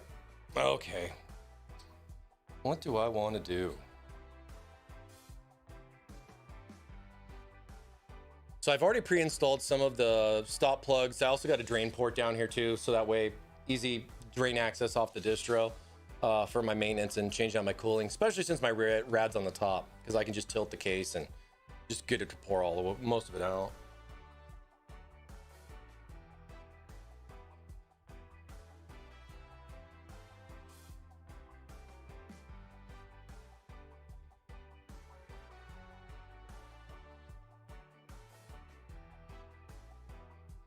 Just looking at different ports as far as which way I would want to run it from the distro to the CPU. I mean, you guys might think I'm crazy and everything, but I look at a couple of different options, but I really don't settle on one thing in particular. I usually kind of wait till it's all together and then I just kind of go from there and see what works good. Sometimes I'll take like a piece of tubing that I've had from something like this right here, was like the bend that I did in the S300. And let's use this as like a little idea to like be like, hey, you know, that'd be kind of cool. Like if I had something like this and I want to put the tube in right here, sneak it behind the graphics card. So it's like behind the graphics card, and then I'll do a 90-degree fitting going down off the CPU block. I just want to make sure I have the spacing for it. Yeah. So I'm going to go ahead, I'm going to just take this guy out. on the bottom of the CPU block.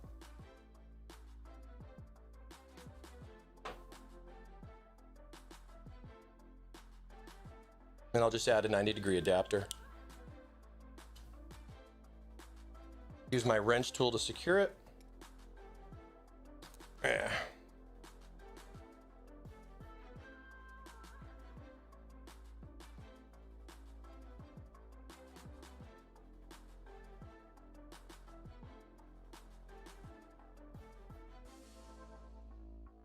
I love seeing you guys all give examples and ideas of how to do it.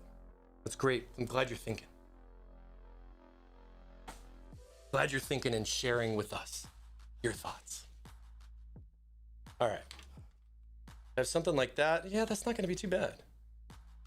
Do a little up and 90 out, and then we'll do a 90 going up into the CPU block. Like that. And then we'll go from there.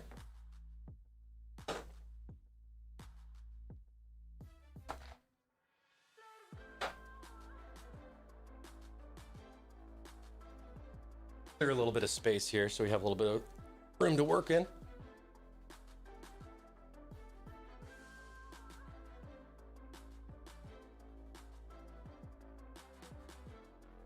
Now for this, I'm going to be using our Petg tubing. This is a hard tube made out of Petg material. I'm going to be using 16 mil OD. And I got our first victim right here.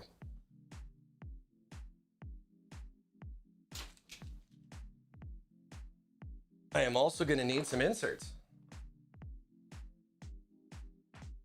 I like to have a variety of lengths. It helps me with, you know, just getting it right. And then like I always talk about, you know, it's just pre-planning and bending and everything.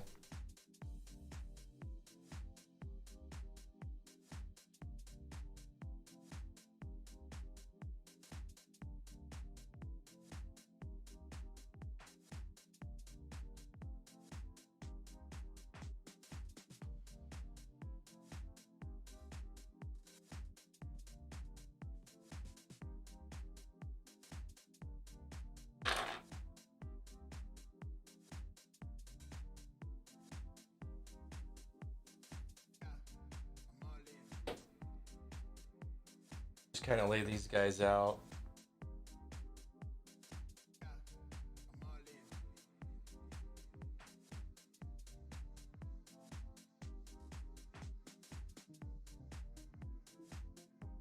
Yeah, I basically use a just simple, well, I have it right here. Just soapy water. Today I got some soft soap. This is actually the one that I use from the S300, so I'm just reactivating the soap. Put a little bit more in there if you want some extra bubbles, but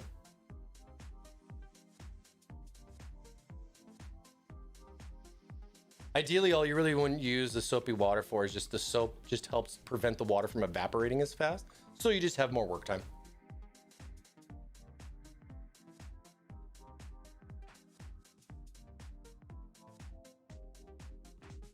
I mean, be surprised with like a DIY LCS build. I've done several over the years. I mean, even my old gaming PC that I did, which was my Sunkissed mod, has been my work PC for the last like 3 years.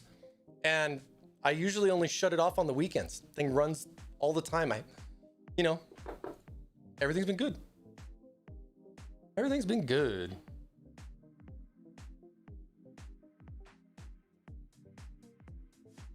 Yeah, something like that's been pretty good. Okay. So what I'm doing is I'm just using my insert to get like a ballpark idea of what kind of length I'm gonna need or expect from the tubing. A way to like kind of shortcut it a little bit, right?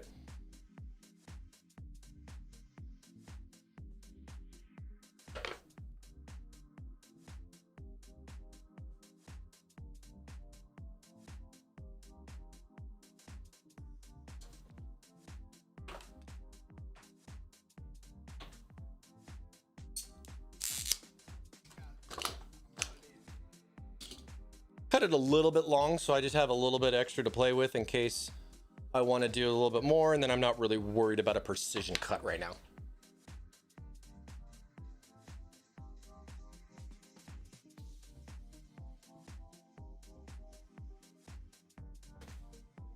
Get some, like, you know, standard shop towels. Makes it convenient. I'll take one of them. As you can see, I just dip it in the water here because I'll use this to cool the bend. So that way I'm not waiting as long as I would have to if I didn't do this. Really speeds the process up. Would you like a camera like on my hat where I'm like looking into the build? I mean, I can always move my GoPro and do something like that too. I just worried it would get little, you know, like as I'm moving around. I was like, I've always been thinking like, you know, because I could do something like that. But I wouldn't want you guys getting too dizzy.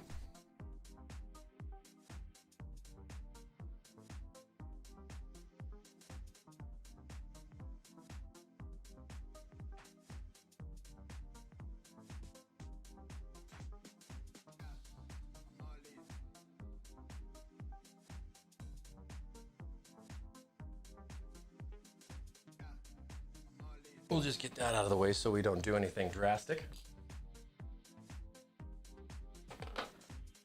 All right. Now let's take a peek.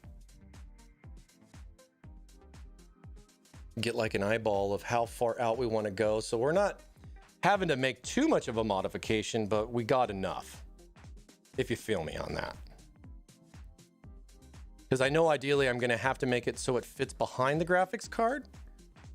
But at the same time, it can't be too far where it's going to hit the graphics card because it's going to go back more because we're going to trim it to fit.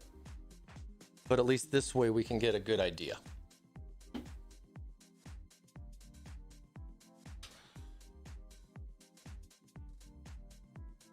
then right here, we're just heating it up.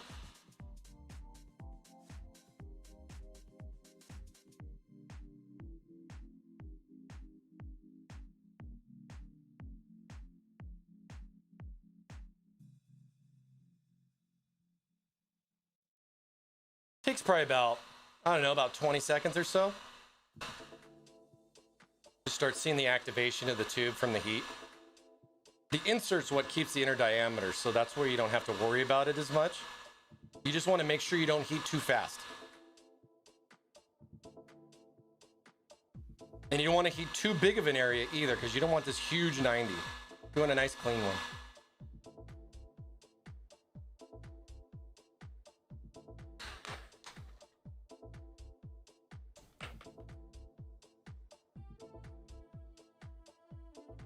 Just kind of get like a general idea as far as where your 90s is going to go and how you're going to have it placed in here.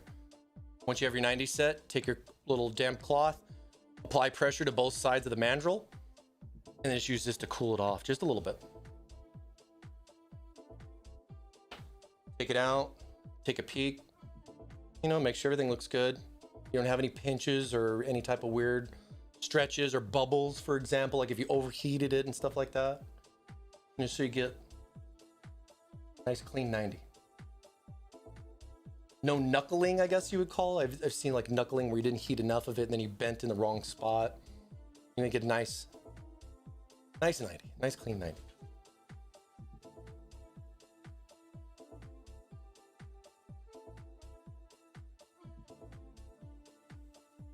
Now comes the fun.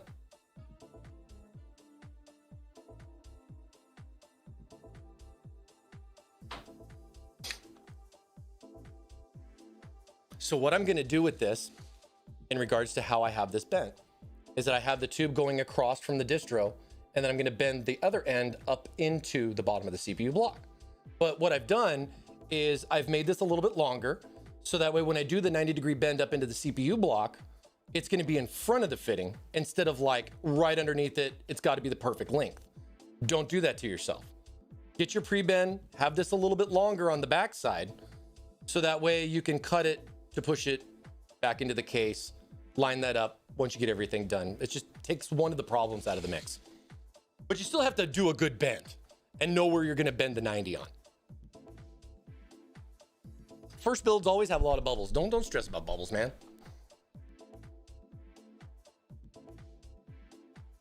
Sometimes I'll even take like the fitting and I'll put the fitting in here just the same so that I can see, so it kind of, it holds it so it frees up one of my hands.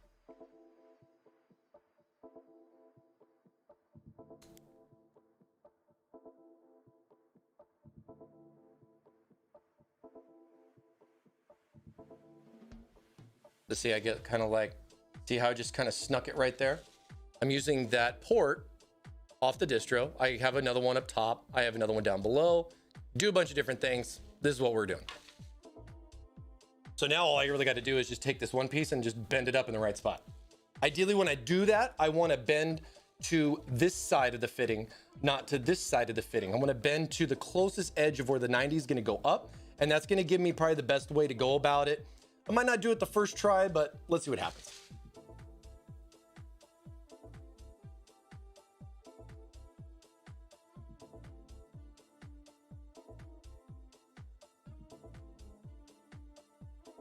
And as I've mentioned before too, you could use a piece of tape. A piece of tape works real good, just to get that ballpark idea as far as where you're gonna heat.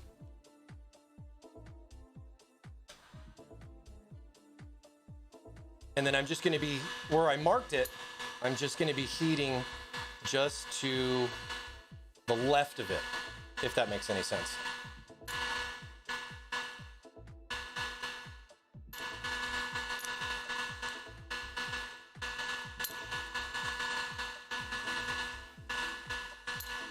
Okay, this is driving me nuts. I gotta do this too. That fitting thing is, before I get too far into this. There. Now things not gonna be sliding all over the place.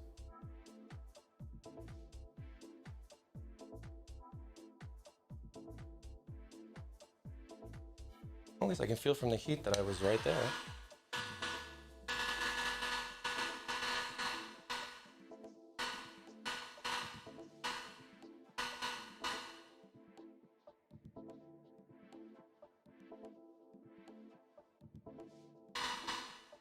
And I'm just trying to stay focused on the area of where I'm heating.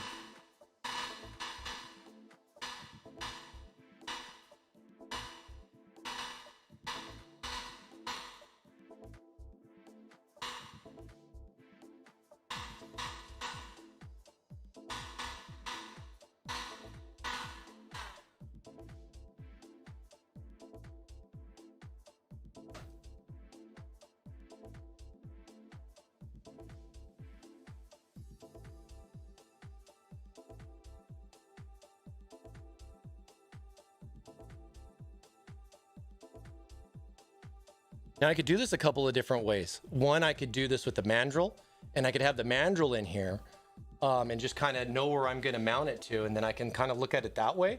I can also freehand bend it like I'm doing right now, which saves me a lot of time and hassle. And then all I really have to do is wait. Just keep it as straight as you can, and just keep that angle as best as you can until it cools off enough where it's starting to become more rigid, and then you can fine tune everything. And I'll show you guys here in a second as soon as this cools. Blowing on it does nothing, by the way. Hey, what's up, Red? How's it going, man?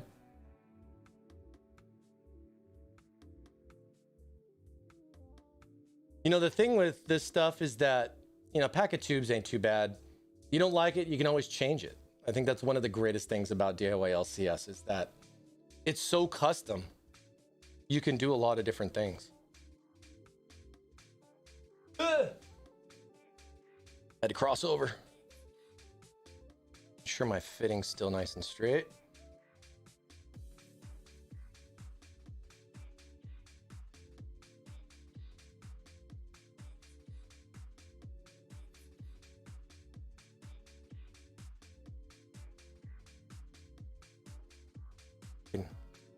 Hold it in there enough where you guys can kind of see.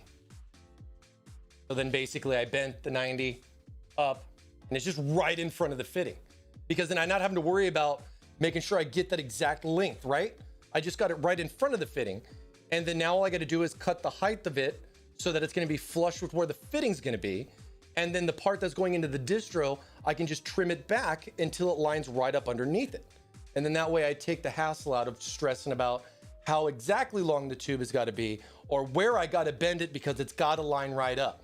And this is something very specific that you can do with our C Pro fittings that you can't do with other people's fittings. I am so serious about that, you guys.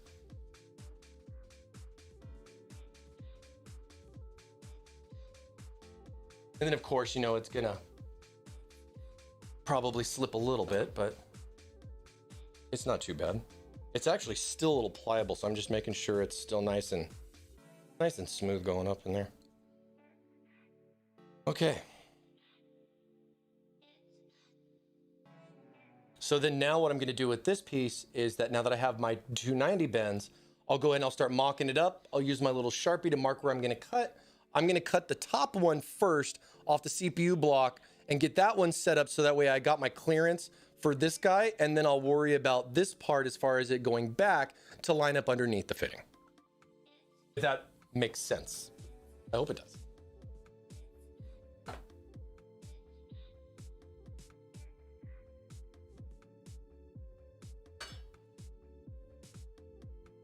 Oh, here it is.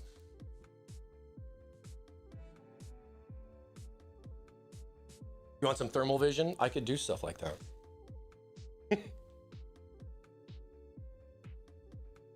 Would you? Yeah, because like if I did something where I could do like a camera on the front, you know, like mount a camera on my hat. I've actually played around with doing that.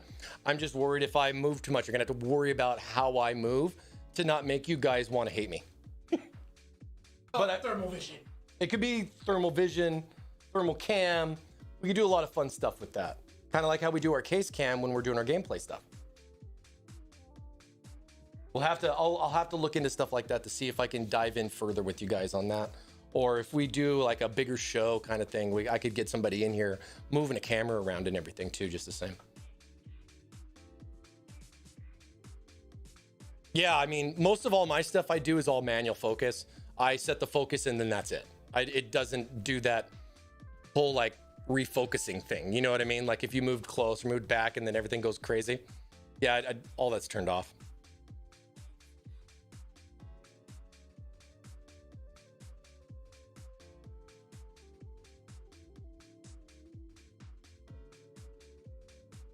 So what we're doing now is I'm just, because see, what's important about cutting this part on the CPU side is that I want to make sure the tube going across is nice and straight. And that's going to be determined by how long the piece is going in the top is going to be.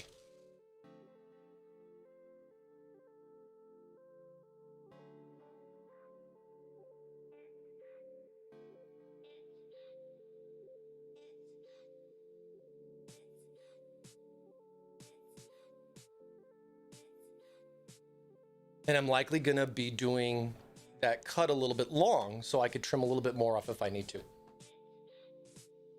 And then of course we got to get our insert out at a decent time. So we're going to go ahead and take our insert out.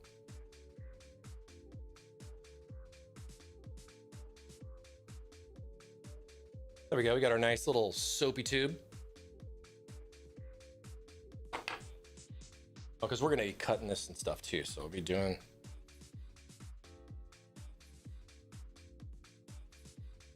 Just don't want to have like any of that soap kind of like fall into like a pump or like into a component like VIDA GPU and everything. For this, I'm not gonna have a problem because everything's pretty much top down and sideway, but always keep that in mind. You don't want it to like come out of the tube and then go down into like the distro plate, for example.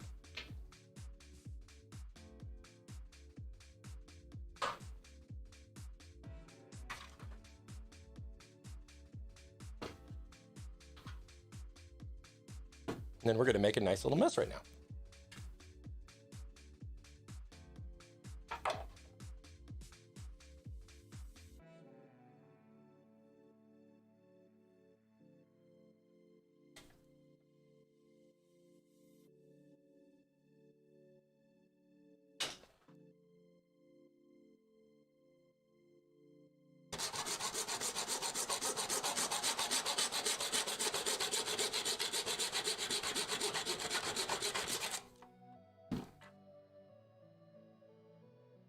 There's our little chop piece that we did.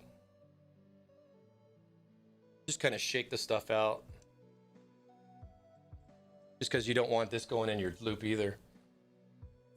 Of course, we made a big mess with this, but we'll be doing more.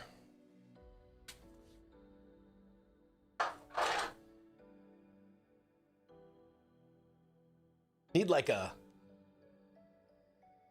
mod mat. Something I could work on other than this nice, expensive RGB desk. But it is nice. I have to say, I like the space.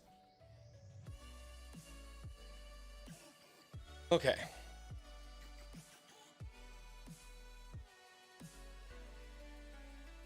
Yeah, so then we're looking good on this. And then what I'm doing is I'm just looking at what my size is going to be as far as the tube that's going to go in, so that I can push this guy back into the case and line up the other end right below the fitting.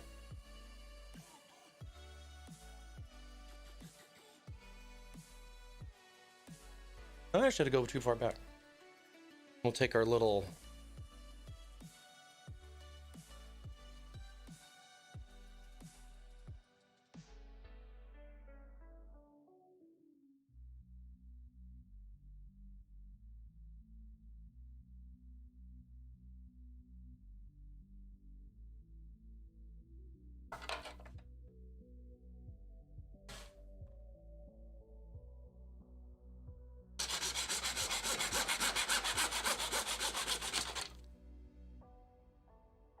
So now we're just trimming up the other piece to push the fitting back so we can get it lined up right underneath our CPU block.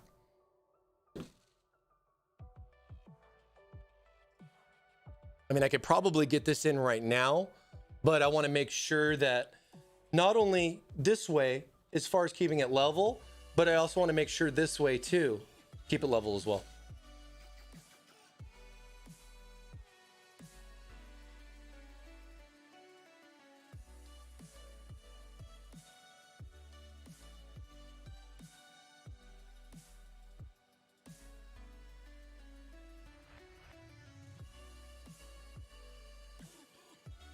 Almost looks like I need to cut a little bit off the top here, just a little bit.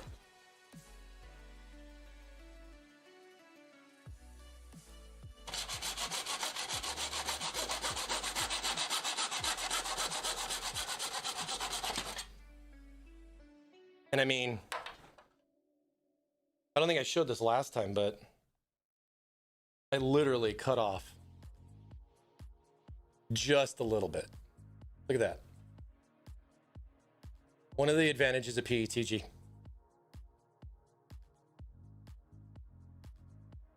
know, I have to say, like, I love watching you do this.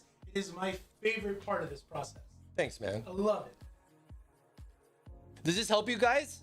Learning, watching me cut and do the tubing? Should I do the cooking show and just have everything ready and bent? I don't think you guys want that, right?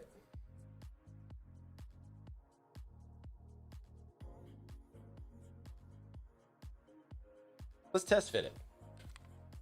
Now that we've made a big enough mess.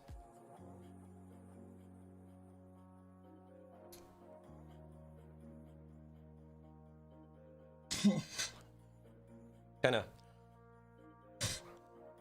blow the little extra pieces out of there. We don't want it falling into our blocks, our reservoir pump especially.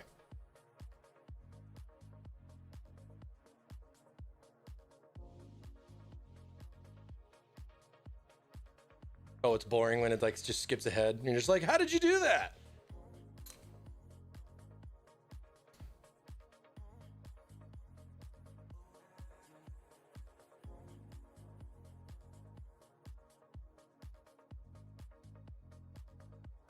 See? So there's our 90 coming out over here. Coming out of the distro. We're going across right behind the graphics card, just sneaking it, and then shooting it straight up into the bottom of the CPU block. And like I said, like if you're gonna go forward with this, or like and want to add like a GPU block, then you're gonna be taking this tube out and doing something even simpler. We're just doing a single 90 bend that's gonna go right into the top of the terminal of like your graphics card water block. And then you just got to make a short round from the CPU or from the GPU going to the CPU then if you're doing it that way. But either way, now you have the tube for this case for that kind of a setup. So hang on to it. Just clean up here a little bit.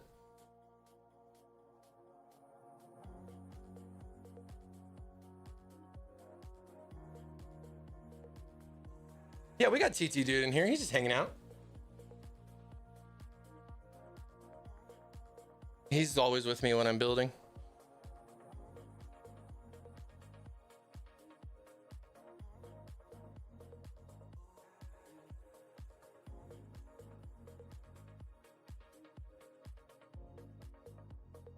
All right. Oh, wow. We're doing pretty good on time. I mean, we're close to the end, but let's see how fast we can rip the rest of this through. Now, with a lot of that, with like the fitting and the tubing, as far as how you would have it set, I'd get it close enough to where you're going to have it and lay it out. If something like this is going to be a problem for your height adjustment and you need to cut a little bit more to lift it a little bit farther up, or cut it a little back to push it back so that way you get this way cleared and straight. I mean, ideally that's what I'm going to go back and look at, but I'm going to go forward with doing the rest of the tubes because ideally this looks good. It's in, it's not going to leak. And let's just go ahead and start doing the next one. Now for the next one, we're going to have to go from the CPU up into the rad up in the front. So what I was thinking of doing was I was going to do a bend that was going to come down. I was going to come down off the rad, shoot across over this way. And then I'm either going to go in or I'm not really sure what I'm going to do exactly. Thinking of different options. I could use a 90. I could use two 90s.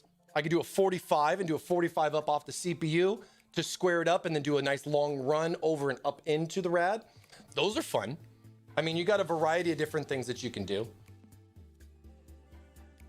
Am I gonna have it up and running tonight? No, I'm gonna mess with that. I mean, ideally for this is just for, you know, showing you guys how to do all the liquid cooling and mounting. I mean, I have full systems that we built and everything's all done for that and we do game demos on that. But I would think that for like a stream like this, and doing something like that, I mean, as far as going through the process, even though I preload Windows and everything, I mean, it's something that we could do down the road if that's something you guys would be interested in. But I definitely want to make sure that more than just you are interested in that, because that right there takes up a lot of time. I mean, something like that for like a stream, we could do a special stream for something like that. If you guys would like to see like a full scratch build going to booting it up into Windows, but then what? I boot it up into Windows and I get it all up and running. What advantage is that going to give to you?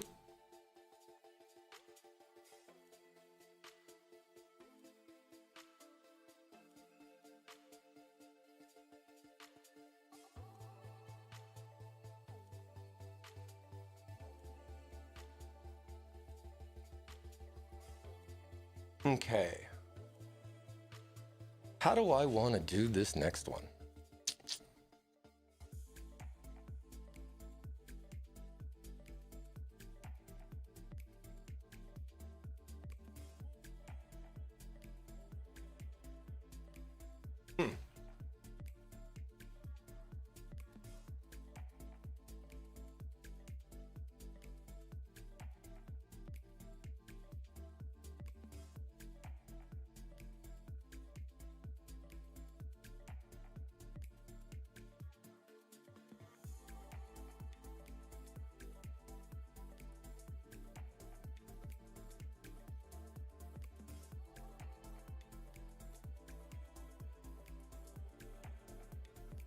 Just looking at some fittings. Just bear with me. I'm just looking at a couple of stuff.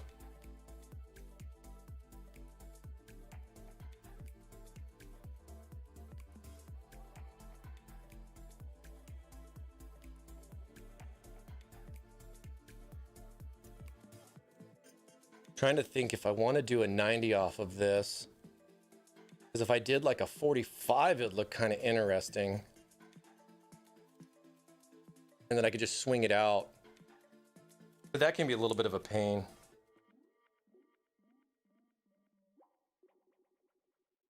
But then other than that, you're looking like 3 bends. You're looking at a bend going out to a 90 up, so that's 1. Then you got 2 coming across going towards the front of the rad, and then 3 going up into the rad. So then you have like 3 bends. You could do an extension with a 90, and you could basically set it up where this is just going to be something like you would have coming off right here. And then I would have this fitting, and then I'm just doing a straight shot. I take 1 bend out of the mix, right? So then I just have that going across, and then we got that going down in. So let's just do that.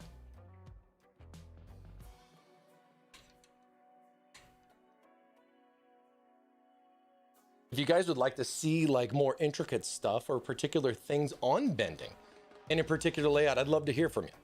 What would you like to see? I can whip together a bunch of fun little things. Who else is doing stuff like this? Who else is building live hard tubing? Then I can just kind of set and mock that up. So I'm just right below the fitting, going across like this. And then now I'm just going to do a straight shot over, and then maybe I'll do a bend down into it, or maybe I'll come down and in and do something kind of interesting with it and just do what I want to do, right?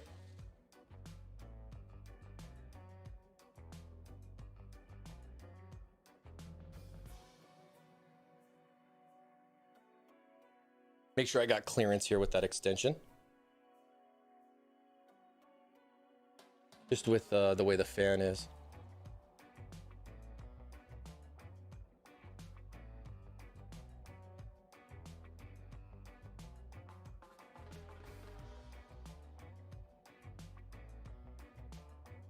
Oh man, that is a close, but I like it.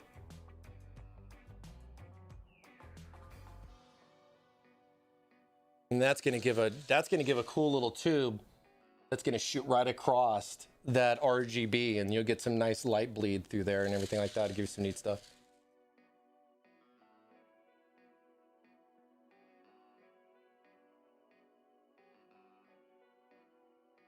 Okay.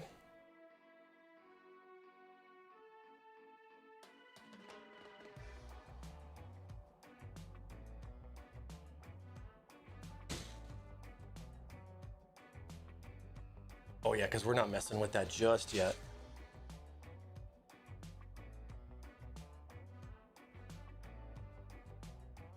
I come over.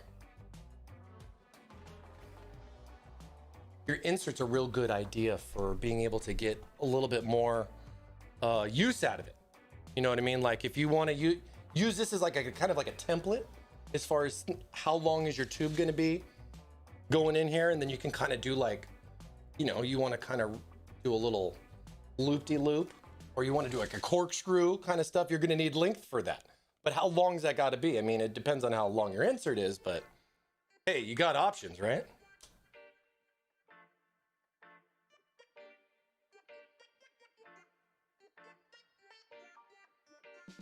See, this looks like it's going to be a little too long of an insert. Let's go. We got to have a shorter one here.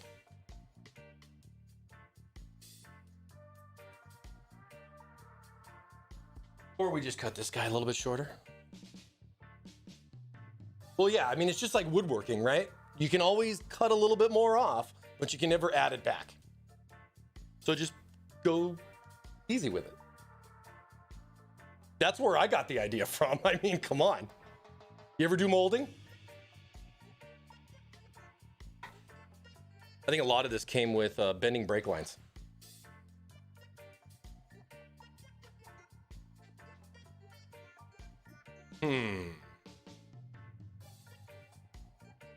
Trying to think on what I want to do. I want to spice it up a little bit, but I don't want to make it too crazy because I don't want to take too much time. You know what I mean?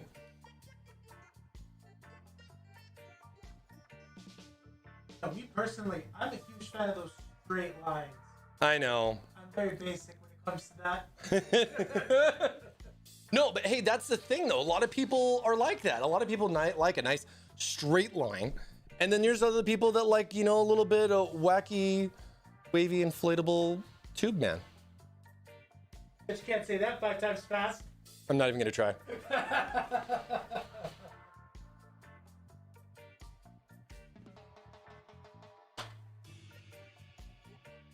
Got my little fitting thing action right here.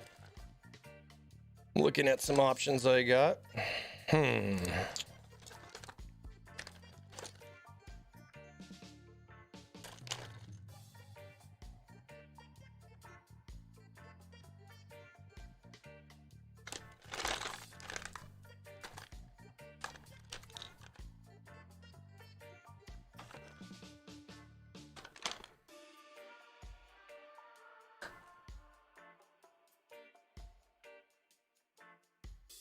This looks should look pretty cool.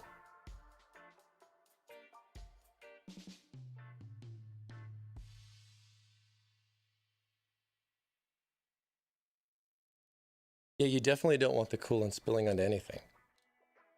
A good fitting helps with that. The other thing too is just making sure you cut your tubes nice and straight. And it's got a nice seat against the wall. But Mike, how do fittings help with that? O-rings. O-rings help. O-rings are your friend. You don't want to over tighten an O-ring because you're going to stress it out. You know what it's going to do when it gets stressed out? It's going to get mad at you. You have to be gentle, but assertive. It's the way.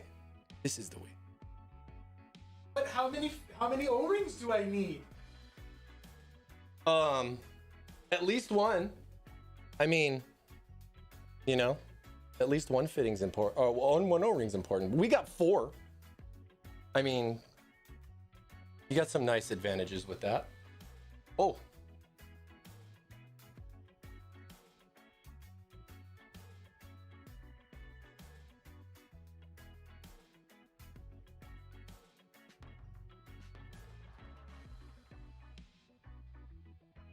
Let me see.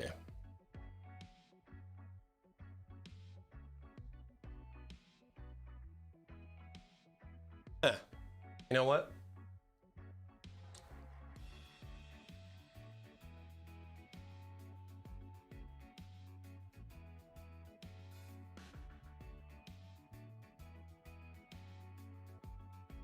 I mean, if you haven't noticed, we're really fond of rings around this place here at Thermaltake.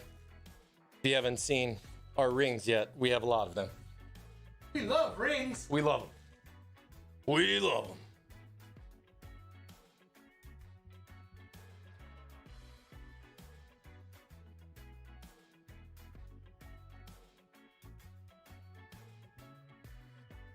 Yeah.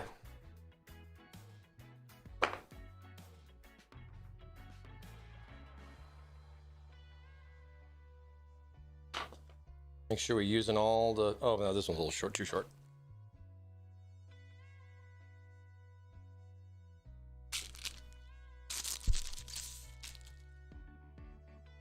Unsheath my tube. I'm just gonna mock this up with my insert. See where I'm gonna cut it at.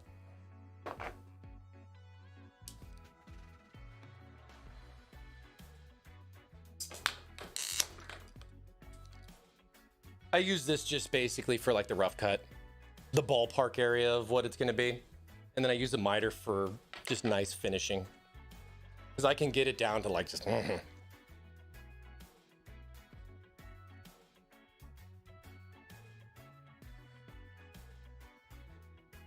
trying to read the chat and not spill the water at the same time. But I failed miserably.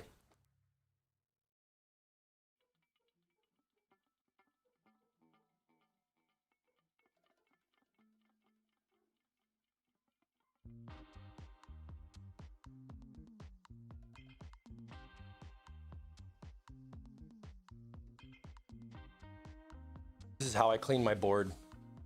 I just spill soapy water on it.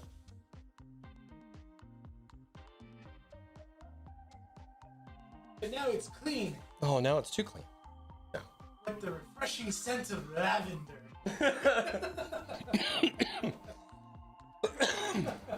Oh, you gotta love it.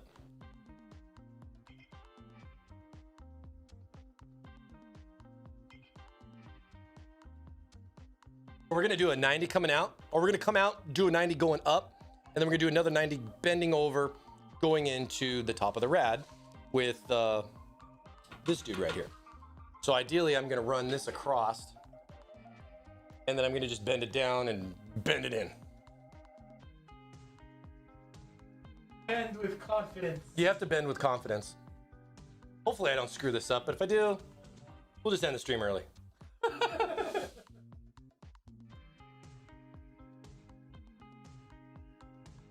The only thing I do want to make sure I do is I make sure that I bend it a little bit longer, not a little bit shorter.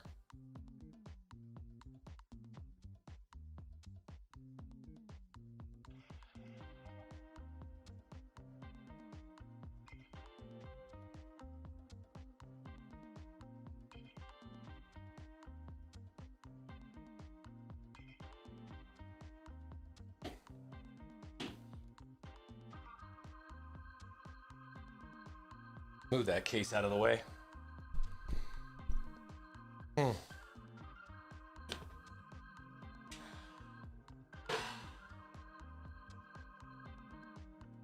just focus on that area. Just focus on that area.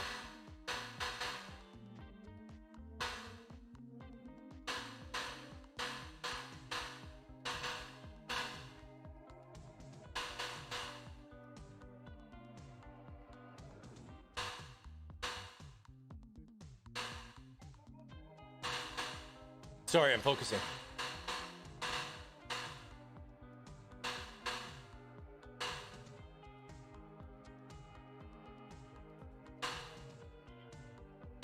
Does this help you guys get an idea of like what it takes to bend a tube?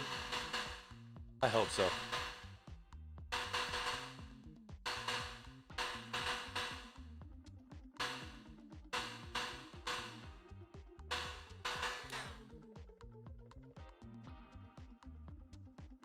Set that down there so I don't brand myself.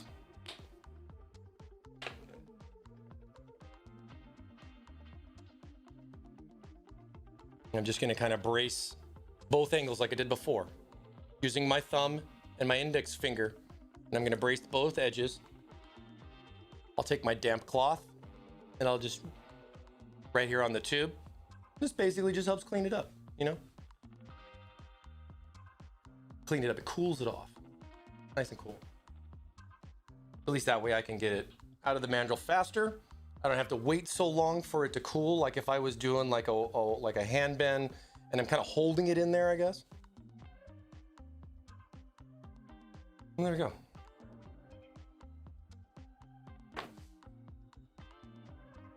Just kind of check my bend, just make sure everything, you know, it seems pretty good. So I'm making a snorkel right now.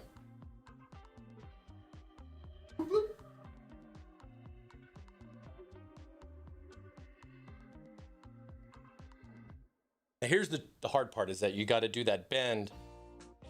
This next bend is the important one, because then after that I can cut this and I can cut this to fit it in. But this bend to this bend is the hard part. So ideally what I'm looking at is I want to bend it right below, because I want to line it up with this fitting that's right here. And it's literally right below the fan. So I want it to basically be right below the fan. But you have to figure out that angle as far as where you're going to bend and that space you're going to heat. It takes practice. I'm still learning.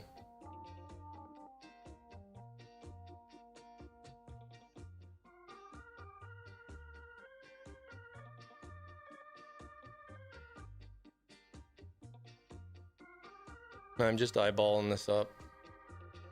Apologize.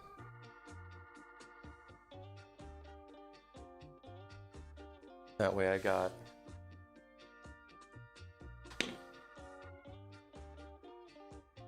to think about it. So I'm going to be heating this and I'm going to be bending it this way, not the other way, not any other way, just one way. And you got to make sure you think about that way, because it is the way. It is the way. It is the way.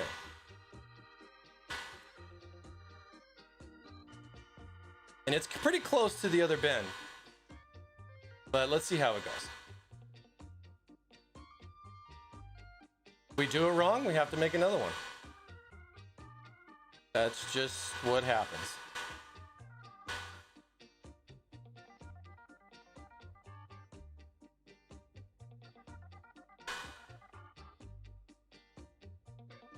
And you got this fun other 90 here getting in your way.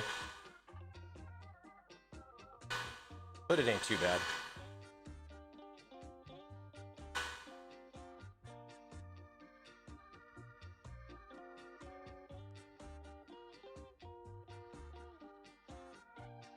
Sometimes I'll just go back and forth versus doing like full rotations.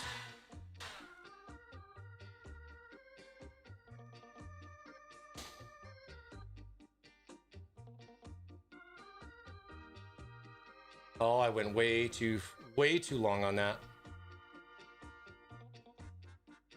I bent that one way too long.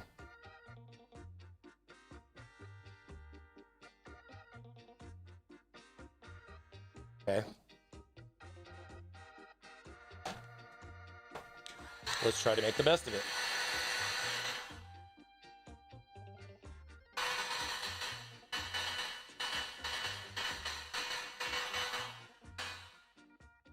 So what I'm going to do is I'm just heating up lower because I'm going to try to find out where my bend's going to be.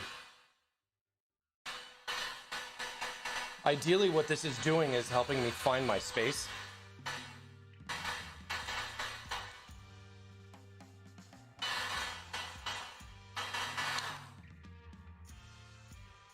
It's tough with the cameras and all this stuff too, but hey, I'm trying. I'm a-trying.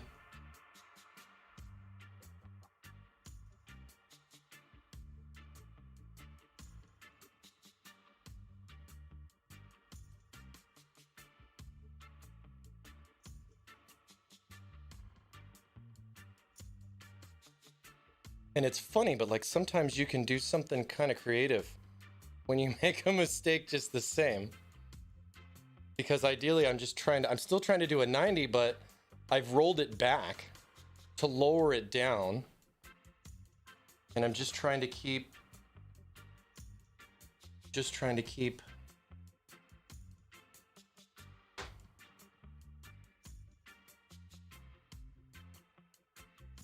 The funny thing is it's right there too.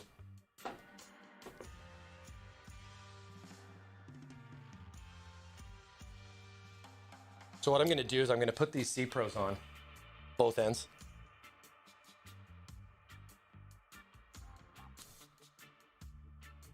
Oh. Like I've rolled it back a little bit. It's still got a 90, but it's rolled back 90, so it's kind of countersunk. But I'm just trying to make sure that I'm just keeping the one piece somewhat situated. Here we go.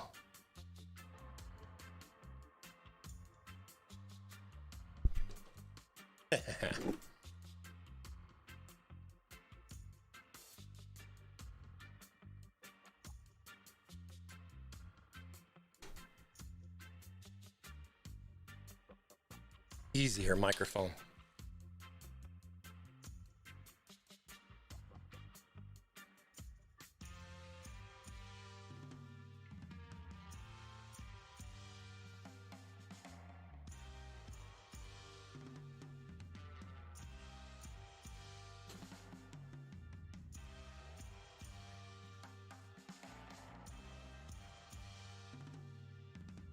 Okay.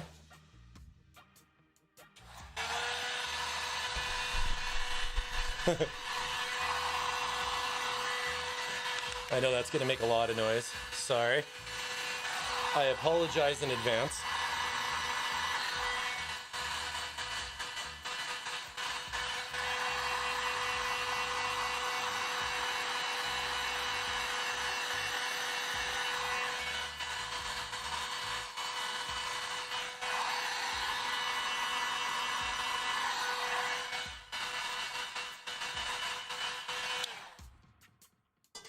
And then you got a little bit of time.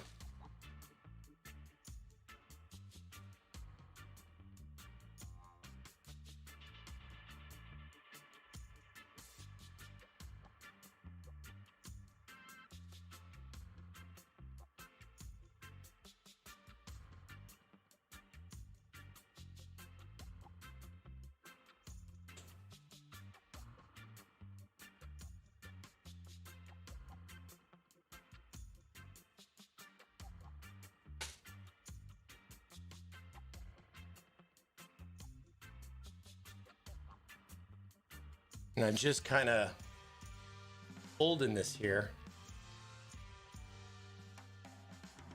because I basically came out.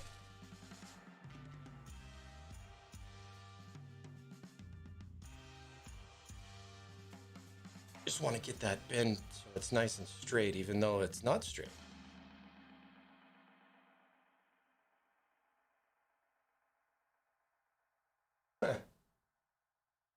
Okay. Pull this a little bit.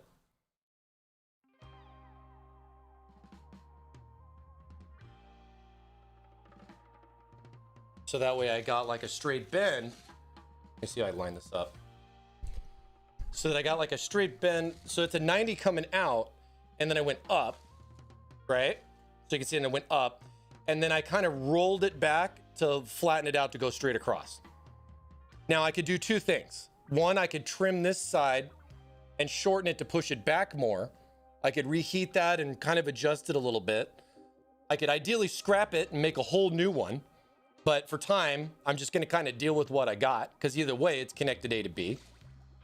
But it was different where, like, I came up, I went way too far high, and I wanted to bring it down. But the problem is I can't just heat below it and then bend to 90 again. It doesn't work that way, because you're going to have all that excess part on the other side there is too much. But because of the fact that the radiator was still going, you know, was still loose, I could kind of adjust it where I wanted the radiator to be as far as, you know, how far over it is. Look, you see what I'm saying? So I'd have something like that. I didn't really get to see too many questions, so I apologize if I missed anything. Well, I mean, a lot of it too is just like for something like this, I would have, you know, I'd bend it, and then at least where I would have that second 90, I'd just do another tube.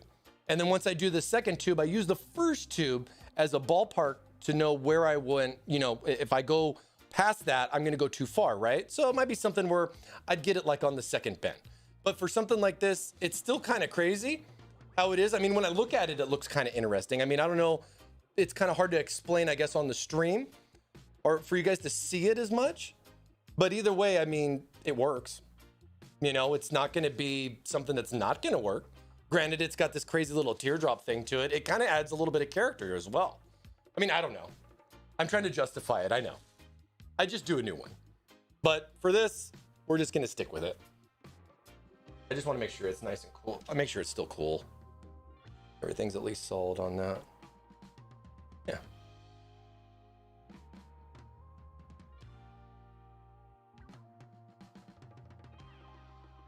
And then this goes back to the radiator as well as the distro plate. As far as if your radiators, you have options to slide the radiator back and forth, I can adjust that. I can always cut and trim more off of this piece to move the radiator back a little bit if I wanted to do that. And a lot of that would be the reason because of the other port that's going to come down into the distro plate. If that's something that's going to bother me, I can always trim this part to push this back to line that other port up. And then the same thing as well with the distro, as far as how it is when you look at the first tube that we bent. So with the first tube, as far as how we have this one bent, that's the same thing. I can adjust the distro up and down. I got it right. It's close. And then all I really, to me, when I'm looking at it, it's dropping down on the distro side. It's got just a little bit of an angle going down on the distro side.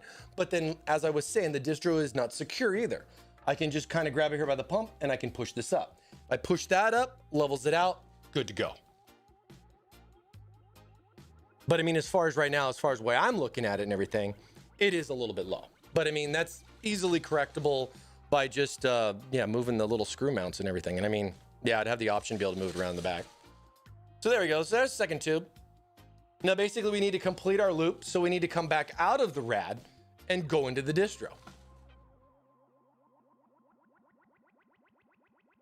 Make sure that's kind of lined up as far as we have it. The other thing as well is that that front tube that we've done now that this tube's here is going to definitely be in our way for the second tube that we're going to put in the back. So we'll just go ahead and we'll take this tube out now. Ideally, mostly two, so we can get the insert out.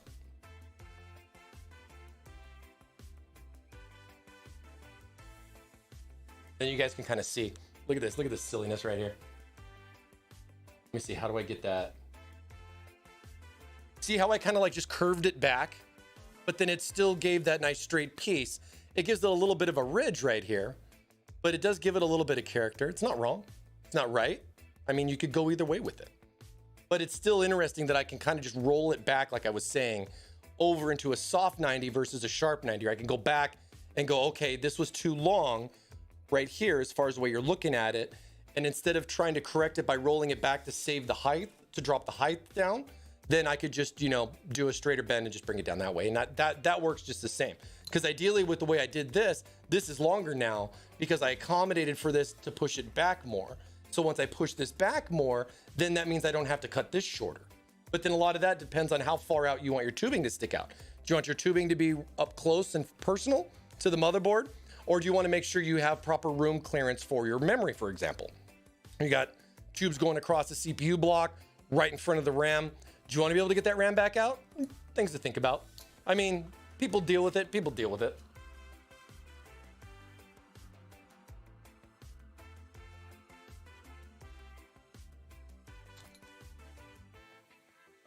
Then we're just going to get our insert out, just using a simple little drywall screw.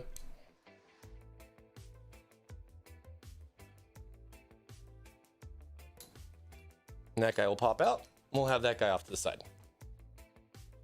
Okay.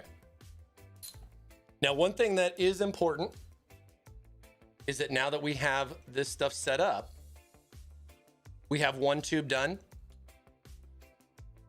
And I didn't do this. I should have done this before I took the insert out, but whatever. You can put the insert, you can take the insert out and do this later. But I'm going to go ahead. I'm going to put the 90 back in, get my tube back in here. So I have the tube in, and then what I'm going to do is I'm going to secure the radiator now to the bracket.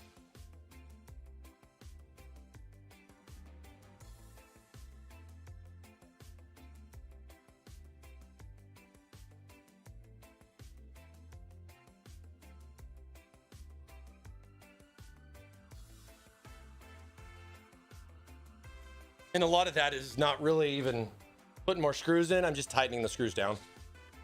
Just so that way, when I take this tube out, I know that this placement for this distance is there. And then I can get this guy out of the way to do my last tube.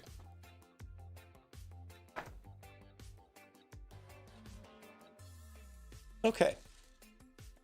Our bottom tube's not going to be an issue, but at the same time, with our bottom tube, as far as how we have it set up, you want to make sure that that part, as far as where the distro is mounted and where that level is going to be, you want to make sure that you have that set up right. Once you get this nice and level, lock in your distro just like I locked in the radiator. Then once you have both of those locked in, then I just have one more tube left to do, and I'm good to go.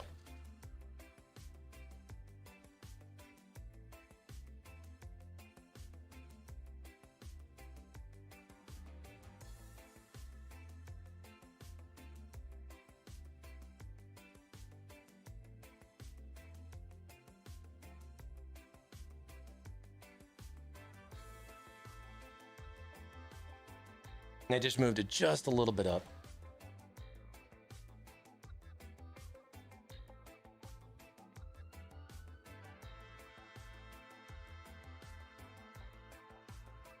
Okay.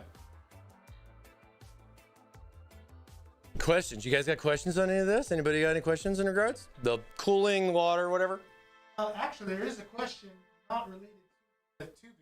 Not related to the tubing, that's fine. How much tough RAM you have in there? Oh, how much tough RAM? 32 gigs. So I'm running like 4x8. It's kind of like my mock-up set that I have that I use for a lot of builds like this. It's 4400 speed. No, I'm kidding. It's not. But these are a lot of the components I use for like mock-up stuff to do like demonstrations and builds and stuff like this. Training. Show people how to build. I mean, it would work. I mean, I could plug it all in, it'd work. But we do have a lot of memory now. A lot of RAM.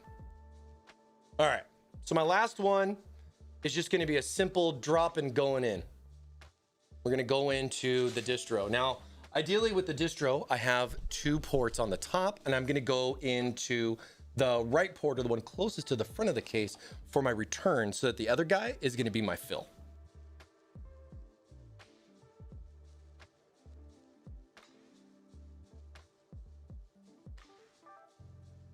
I thought I had a shorter piece.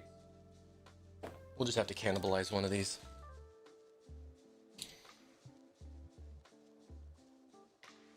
So I didn't know if I mentioned before, but these inserts fit right into the G quarter. So you have like stuff like this, and then you can use this guy to kind of just like mock up what your distance is going to be. You know what I mean? As far as like, hey, I'm going to go right up into here. That's how long of the insert I'm going to need. And then I'm going to take that and transplant it onto a tube, cut the piece of tube, put the fittings on there, heat the middle basically, click it in. Easy.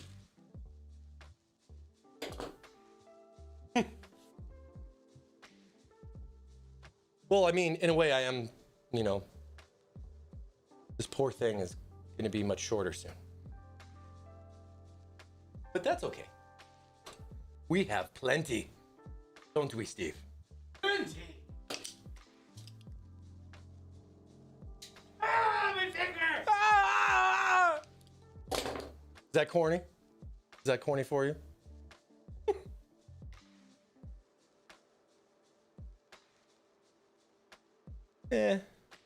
trying to think if I want to do another fitting or if I just want to just call, yeah, I'll make a little bit.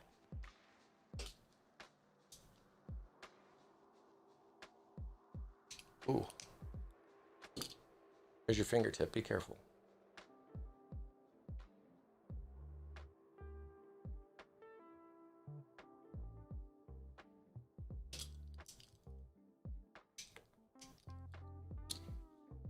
The advantage of having lots of insert on hand.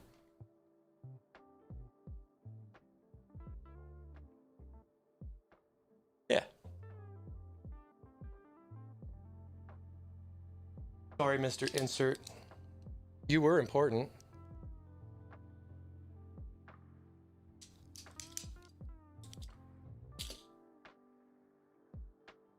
Go back to our first piece of tube that we were using.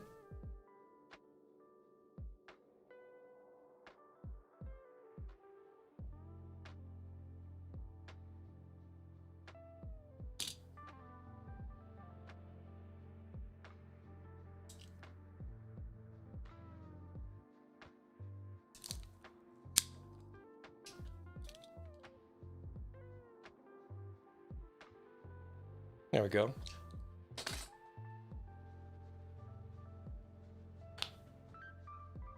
Now this one's going to be more of just like a simple, easy. Like, you know, you want something you don't want to have to worry about, like, you know, doing a 90 one way versus the other. I mean, you can definitely do that and spend the time on it. I would say that these little guys are probably the hardest bends to do. My poor fingers. I know. All right. I need 2 more fittings. I totally forgot. How silly of me.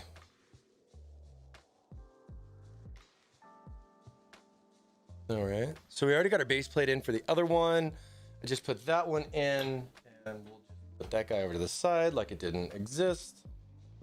And then what I'm going to do for this one is a fun little trick with our C-Pro fittings. Is I'm just going to have the C-Pros already pre-installed.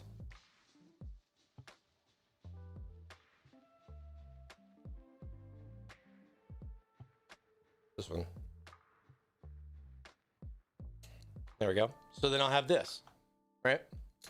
Nice little. We're going to go ahead and we're going to put the tape on the one side because this is going to be the part going into the top of the rad, and we don't want it doing this. You know what I mean? Sitting there doing this. That way it holds it on there.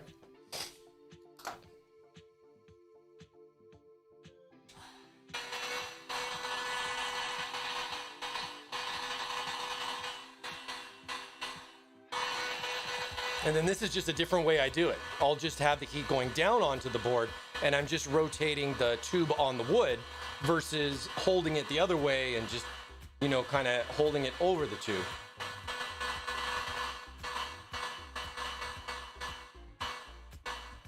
Really, the noise from the heat gun? Or are you talking about the background music?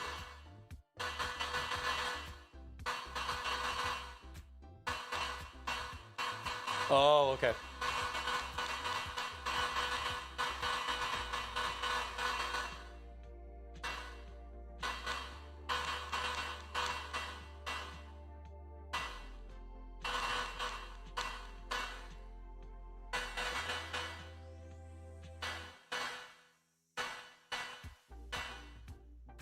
So this is just a quick little connect that I'm going to go from the distro to the top of the rad.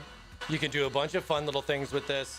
If you want to do a little swirl, you want to add a little bit extra tube, do some like a design with it. And then you could just take something like this. I can secure this right into the distro. And that way I have it just right there in the distro, just like that.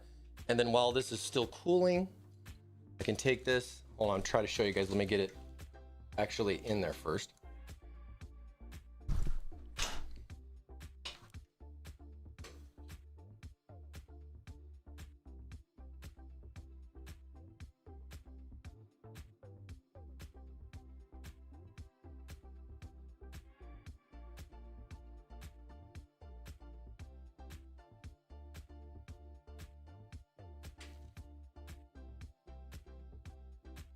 Oh, it cooled off too soon. It almost seems like it has to be just like a little bit longer. I was just like a little bit short on it, but you know, doing something like this where you just have like a little soft little bend that just goes from A to B, it's going to be hidden in the back. I mean, like I said, you could do a bunch of things with it.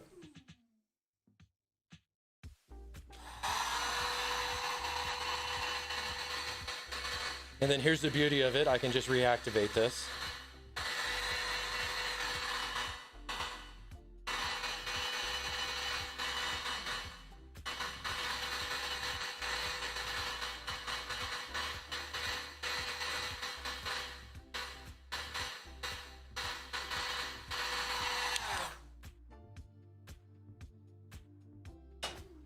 Oh, whoa, whoa. Taking up my time. Okay. Heat gun kept falling over. Safety first.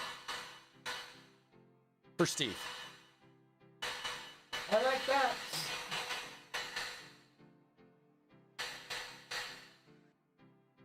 Normally I don't have this problem.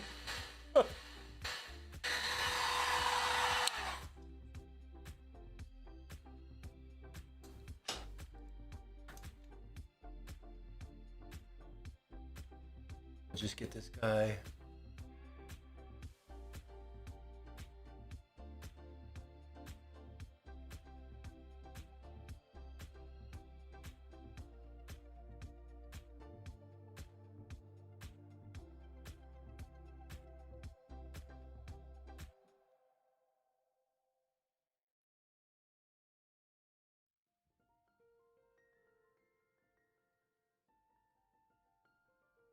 Okay, it's not long enough.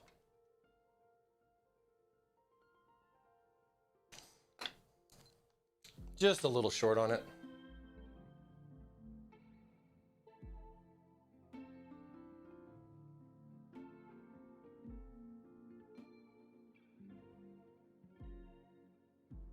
I can use the same insert. I'm not really too worried about it. I just want to make it probably like 1/4 inch longer.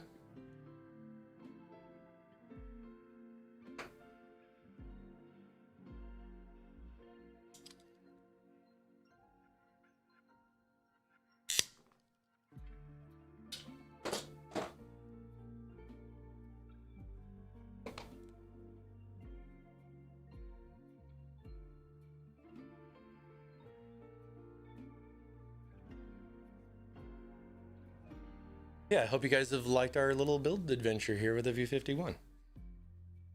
Tube life. Get our last tube done.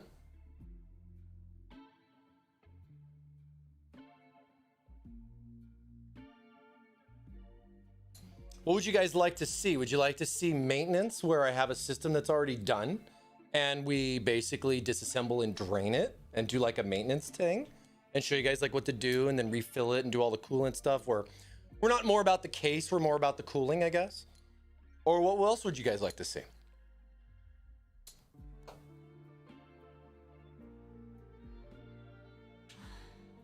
Because instead of doing something like where I'm talking about the case, because we're going to do a lot of case stuff, but then after we get the case done, we could dive more into the cooling, and we could do more of the cooling side of things on it. Would you guys like to see a comparison of AIO versus DIY LCS? And we keep the same radiator with the thickness and we just switch it from one to the other? Would that be interesting? Would it not be interesting unless we had the graphics card too? Because I'm kind of waiting on those water blocks to do that. For the 30 series at least.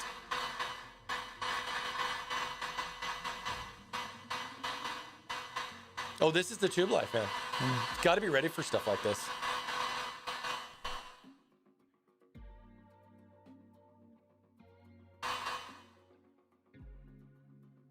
You know, even if we had like a pre-bend kind of setup, you know, where it's like all the tubes were bent and everything, but then, you know, that takes the fun out of the DIY. Of course, and the boys over at LCGS can always build you a custom system just the same.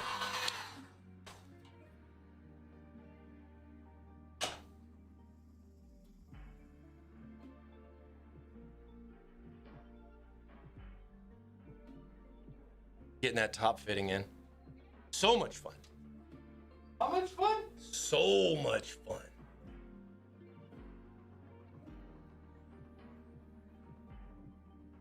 And we're just gonna bend our other end over, secure that in. And then see something like this, we could shorten it up and make it a different length. We can kind of, you know, do a little bit of bends to it, you know, to kind of give it a little bit of character if we wanted to. But I mean, as you kind of see, so then it just basically is dropping down and then going and returning into the distro that way.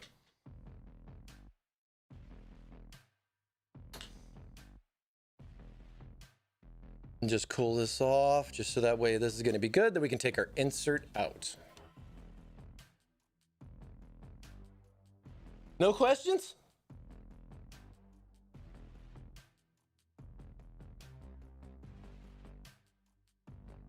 Yeah, it's just making sure that that's good before we go ahead and take it back out, because we don't want it to cool not where we want it. So just be a little patient with it.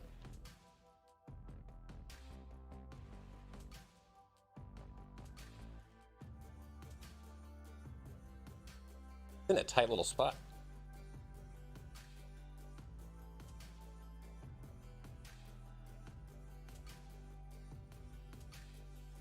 But it's worth it. But this is why I wanted to make sure that it cooled. And see? You just basically got a nice little soft bend 90 that's just gonna straight up and over. Pretty simple, pretty simple.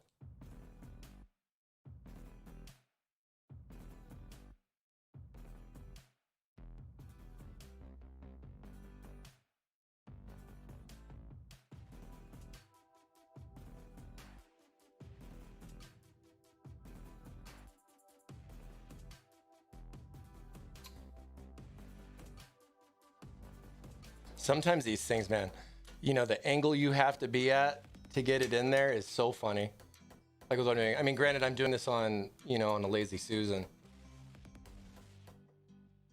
But it allows me to be able to show you guys different angles.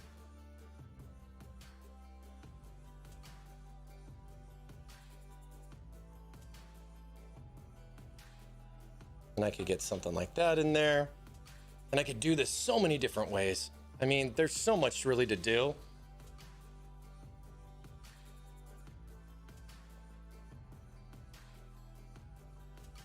Gonna pull this off.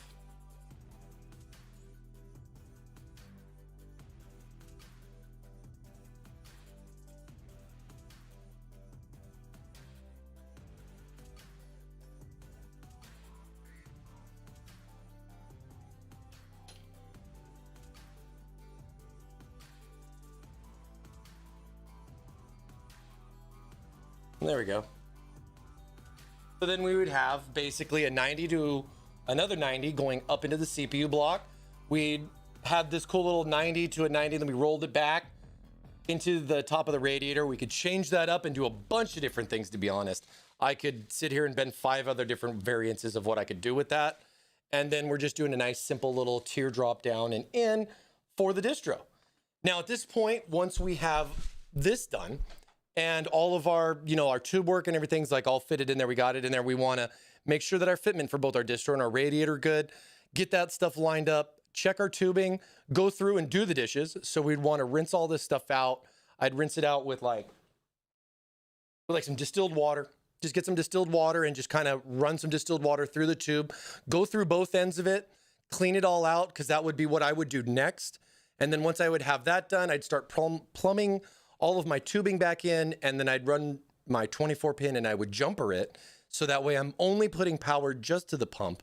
And then I would go through and then I would start filling it with like either distilled water or coolant, depending on how you want to go about it. And then just basically start my leak test. And then at that point, once I had the coolant running for a little bit, everything seems to be good. While that's going, I can start doing my cable management in the back, which is what I like to do a lot. When everything's just kind of running, I'll be back here, you know, zip tying away and getting everything all fixed up. And then I'll do one final drain, reset, make sure everything's good. If I had no leaks and everything, if I'm going to go put coolant in after distilled water, then I'm going to go about that route. and then just start getting the system filled up and get everything going. Then I'd go forward with installing Windows. And I mean, it's that simple. Question. Let me see. Will Thermaltake offer a complete cooling kit centered around the distro plate? Oh, pump reservoir combo and the W7 Plus. If we did a distro cooling kit, the price would definitely be up there. I mean, you can see our cooling kits that we have now. I think our soft tube kits start around $299, and then we go all the way up to, I think, either $499 or $599, depending on the radiator capacity and then the pump reservoir with the fans that it includes. Because we'll throw the fans in there as well with the system or with the kit. So you'd get like the kit with the rad, the pump, the block, tubing, insert, coolant, fans. So we'd throw all that kind of stuff in there. Something like that, the price point's going to start getting up there. And you're going to be looking at probably about $800 for the kit. Ideally, for what I would suggest with stuff like the distro plate, because I mean, we sell fitting kits. So you could buy the tubing with the fittings. It even comes with it comes with the compressions as well as the 90s. Gets your insert and then the tubing. And then that's like one little kit. You could use that kit, buy the distro, get the block you want, and then you can kind of just part it out or use the kit as a guideline to kind of decide what you're going to do. Because when you start parting out something like that, that kit is going to be definitely up there in price. And when we kind of put a lot of our kits together and everything, we do want to make it reasonable. We do understand that a lot of those kits are starter kind of kits. You know what I mean? For the enthusiasts, the people that want to go kind of crazy on that stuff, we know you're going to part it out. But don't even try. I know you're going to part it out because I'm going to part it out. But there's always that baseline of what you would need, the core components, as far as pump, block, and rad. And then however you add all the other stuff on there, really all kind of is up to you and your budget as far as what you want to go about. But that's the same thing. Because we've had kits that we've been doing, but at the same time, the people go, oh, why didn't I have that fan? Or, oh, I wanted that block. And I mean, we could make 100 different kits and everything to kind of try to accommodate for that. But it comes, you know, SKUs and everything like that. It doesn't make sense. So a lot of times use the kits as a good baseline as far as what you're going to need. Look at that and then go, okay, I want this or I want that. Then you can start parting it out or maybe get like not the cooling kit, but the fitting kit and then just add on. You know, you can pick the rad you want, size and thickness, fan you want, color and size. And then you could look at coolant and all these other things. So it kind of opens some doors for other stuff that you can do. But then if you just want something straightforward, that's why we have those cooling kits. So that way you could just do a nice, convenient CPU kit. It's all in the box. You don't want to stress about it. We don't want you to stress about it. There you go. And that's where we kind of have both sides of the fence. But it's a great question. It's a great question. It's stuff that we think about. It's stuff that we want to do to try to be able to add more to, you know, what we've already done with all of our custom liquid cooling. But then we know that there's a certain line that you have to draw where you kind of get to a certain point where like, that's probably going to want to go a little bit further. But hey, it's all really kind of give and take for what that individual is going to be looking for, kind of like yourself. But I mean, you definitely pay the price for the parts. I can understand that. It's got to be a global product just the same. So that's something that we have going out or, you know, stuff that we do. It's a lot of fun. We have a lot of cool little kits. I mean, we've been expanding on the kits a lot, adding in our new, we added in an Argb CPU block. We've done some other stuff with the fans, changing the fans around, cooling around. So, I mean, yeah, I definitely could see us doing more, for sure. I mean, we just actually recently announced our CLD radiators, which is our double fin radiator design, which is different from like this one here, for example. And I'm going to be getting some hands-on with that. I'm going to be doing some of my own, you know, testing, because I got to kind of play with this stuff too before I jump on the live with you guys. But that is something I got in the works as well, where I want to talk about those and kind of go into those because that's a different radiator that we have. And why? What's the difference of it? Why do I need a double fin radiator versus a single fin radiator, Thermal Mike? So those are the kind of answers that I want to try to be able to, or those are the type of questions I want to try to be able to answer for you guys. But at the same time, if you go with different stuff or anything, or if you have a question about anything, let us know. You know what I mean? Are Corsair engine vents, blah, blah, blah, blah, RAM kit worth buying? That's up to you, man. That's up to you. That's stuff we really don't, you know, you can ask away on a forum and get several opinions. Several opinions about a bunch of stuff. I mean, most of the time, a lot of people run like a 2x8 config, like my Tough RAM. I'm running the Tough RAM RGB in here, and these are all just, it's a 32 gig kit. I got 4 sticks, so they're just basically like a 4x8. Good stuff. 3600 is probably your standard speed. I think that's what a lot of people do. 32 used to be standard, but I think a lot of stuff has stepped up to like 36. There was a talk about the AMD stuff, but I could go on about RAM and all that stuff. Maybe we'll talk about RAM in a segment. I mean, we got some, and we got a lot of things that we could talk about and different performances with that. I think a lot of that has to do with after we get through like a lot of the cases, because I wanted to cover a lot of the cases. And then after we get the cases, just the overview stuff done, want to dive into more liquid cooling, get more of the little details that I know some of you guys were asking for even on this stream. And then be able to kind of jump into like, okay, I built it. What do I do next? And what advantages do I get? So things like that are definitely something to see for the future as far as what we got going on. For Thursday's stream, now that we basically got our View 51 set up, we're going to play around with one that's fully complete. We're going to be using our new LCGS View 380 to do some gameplay with the new Call of Duty Cold War.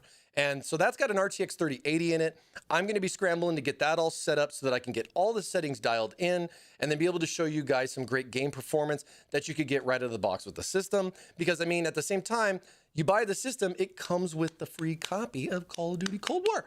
And you get a copy of the GeForce experience. Now, 1 year. Added on. And that's just bundled included if you buy the system from us through the period of time, NVIDIA's doing the whole Cold War bundle and stuff like that. But we're great to be a part of that, and we appreciate them for doing it. And yeah, hey, free game. Dive right into that. We've been having a lot of fun with that, and we hope you guys are too with the new game. And yeah, we'll be talking about that View 380. I'll go over a lot of the specs and everything so you guys can kind of see what the system is all about, and then we'll get it all set up and turned on so that way we can show you guys some gameplay with some performance metrics on screen so you can see what it's doing. And we'll also share and talk about 3D Mark scores and a lot of like what we do testing wise here at LCGS to show you guys how we test it and how to compare it to a system that you'd buy for the price. But yeah, this is our View 51 overview, DIY custom LCS cooling for CPU loop with plans to be able to upgrade our graphics card and water block our graphics card down the road and being able to add it in there. This gives you that comfort and that peace of mind of being able to add those kind of things in there. But yeah, View 51, lots of room with this, lots of great options to be able to do stuff. Like I said, with 4 radiator mounting options, you have a variety of different configurations you can do to your heart's content. And you can talk about why somebody did it great and why somebody did it bad just the same, because there's lots of different fun options. You're going to get some decent performance out of this just about any way you go with DIY LCS. Because I mean, as long as you got good intake and exhaust, most everything else just works. It just works. It just works. And it looks really cool too. Like if we get some cool cooling in here, we could go white with it, or we could throw in like a nice electric blue or red and really change up the theme of the PC. Same with the fittings and stuff like that. We could change the color on the fittings just the same. All right. Well, that's going to be it for today's live stream with the View 51. I appreciate you guys for tubing in and seeing what we had going on with that. If you guys have any particular questions, join our Discord. Drop in some questions there as far as what you guys like to see in our Discord. See more stuff that we got going on. More news and everything will be available soon, as far as what we're going to be doing. Going forward, we have some other stuff lined up here for the holidays too. So stay tuned for that as well. So you guys can jump in on that. We might have another giveaway coming out soon. Don't go too far, And we're going to be doing some fun stuff with that, just the same with more live builds, more complete builds. And we'll probably have to split it up here, or maybe we'll just do a nice long stream on it, as we get closer to like our next little fun thing that we're going to do. But either way, we'll see you guys later. Thanks for staying tubed. And again, my name's Thermal Mike, and this is Thermaltake Live with the View 51. All right, we'll see you guys soon.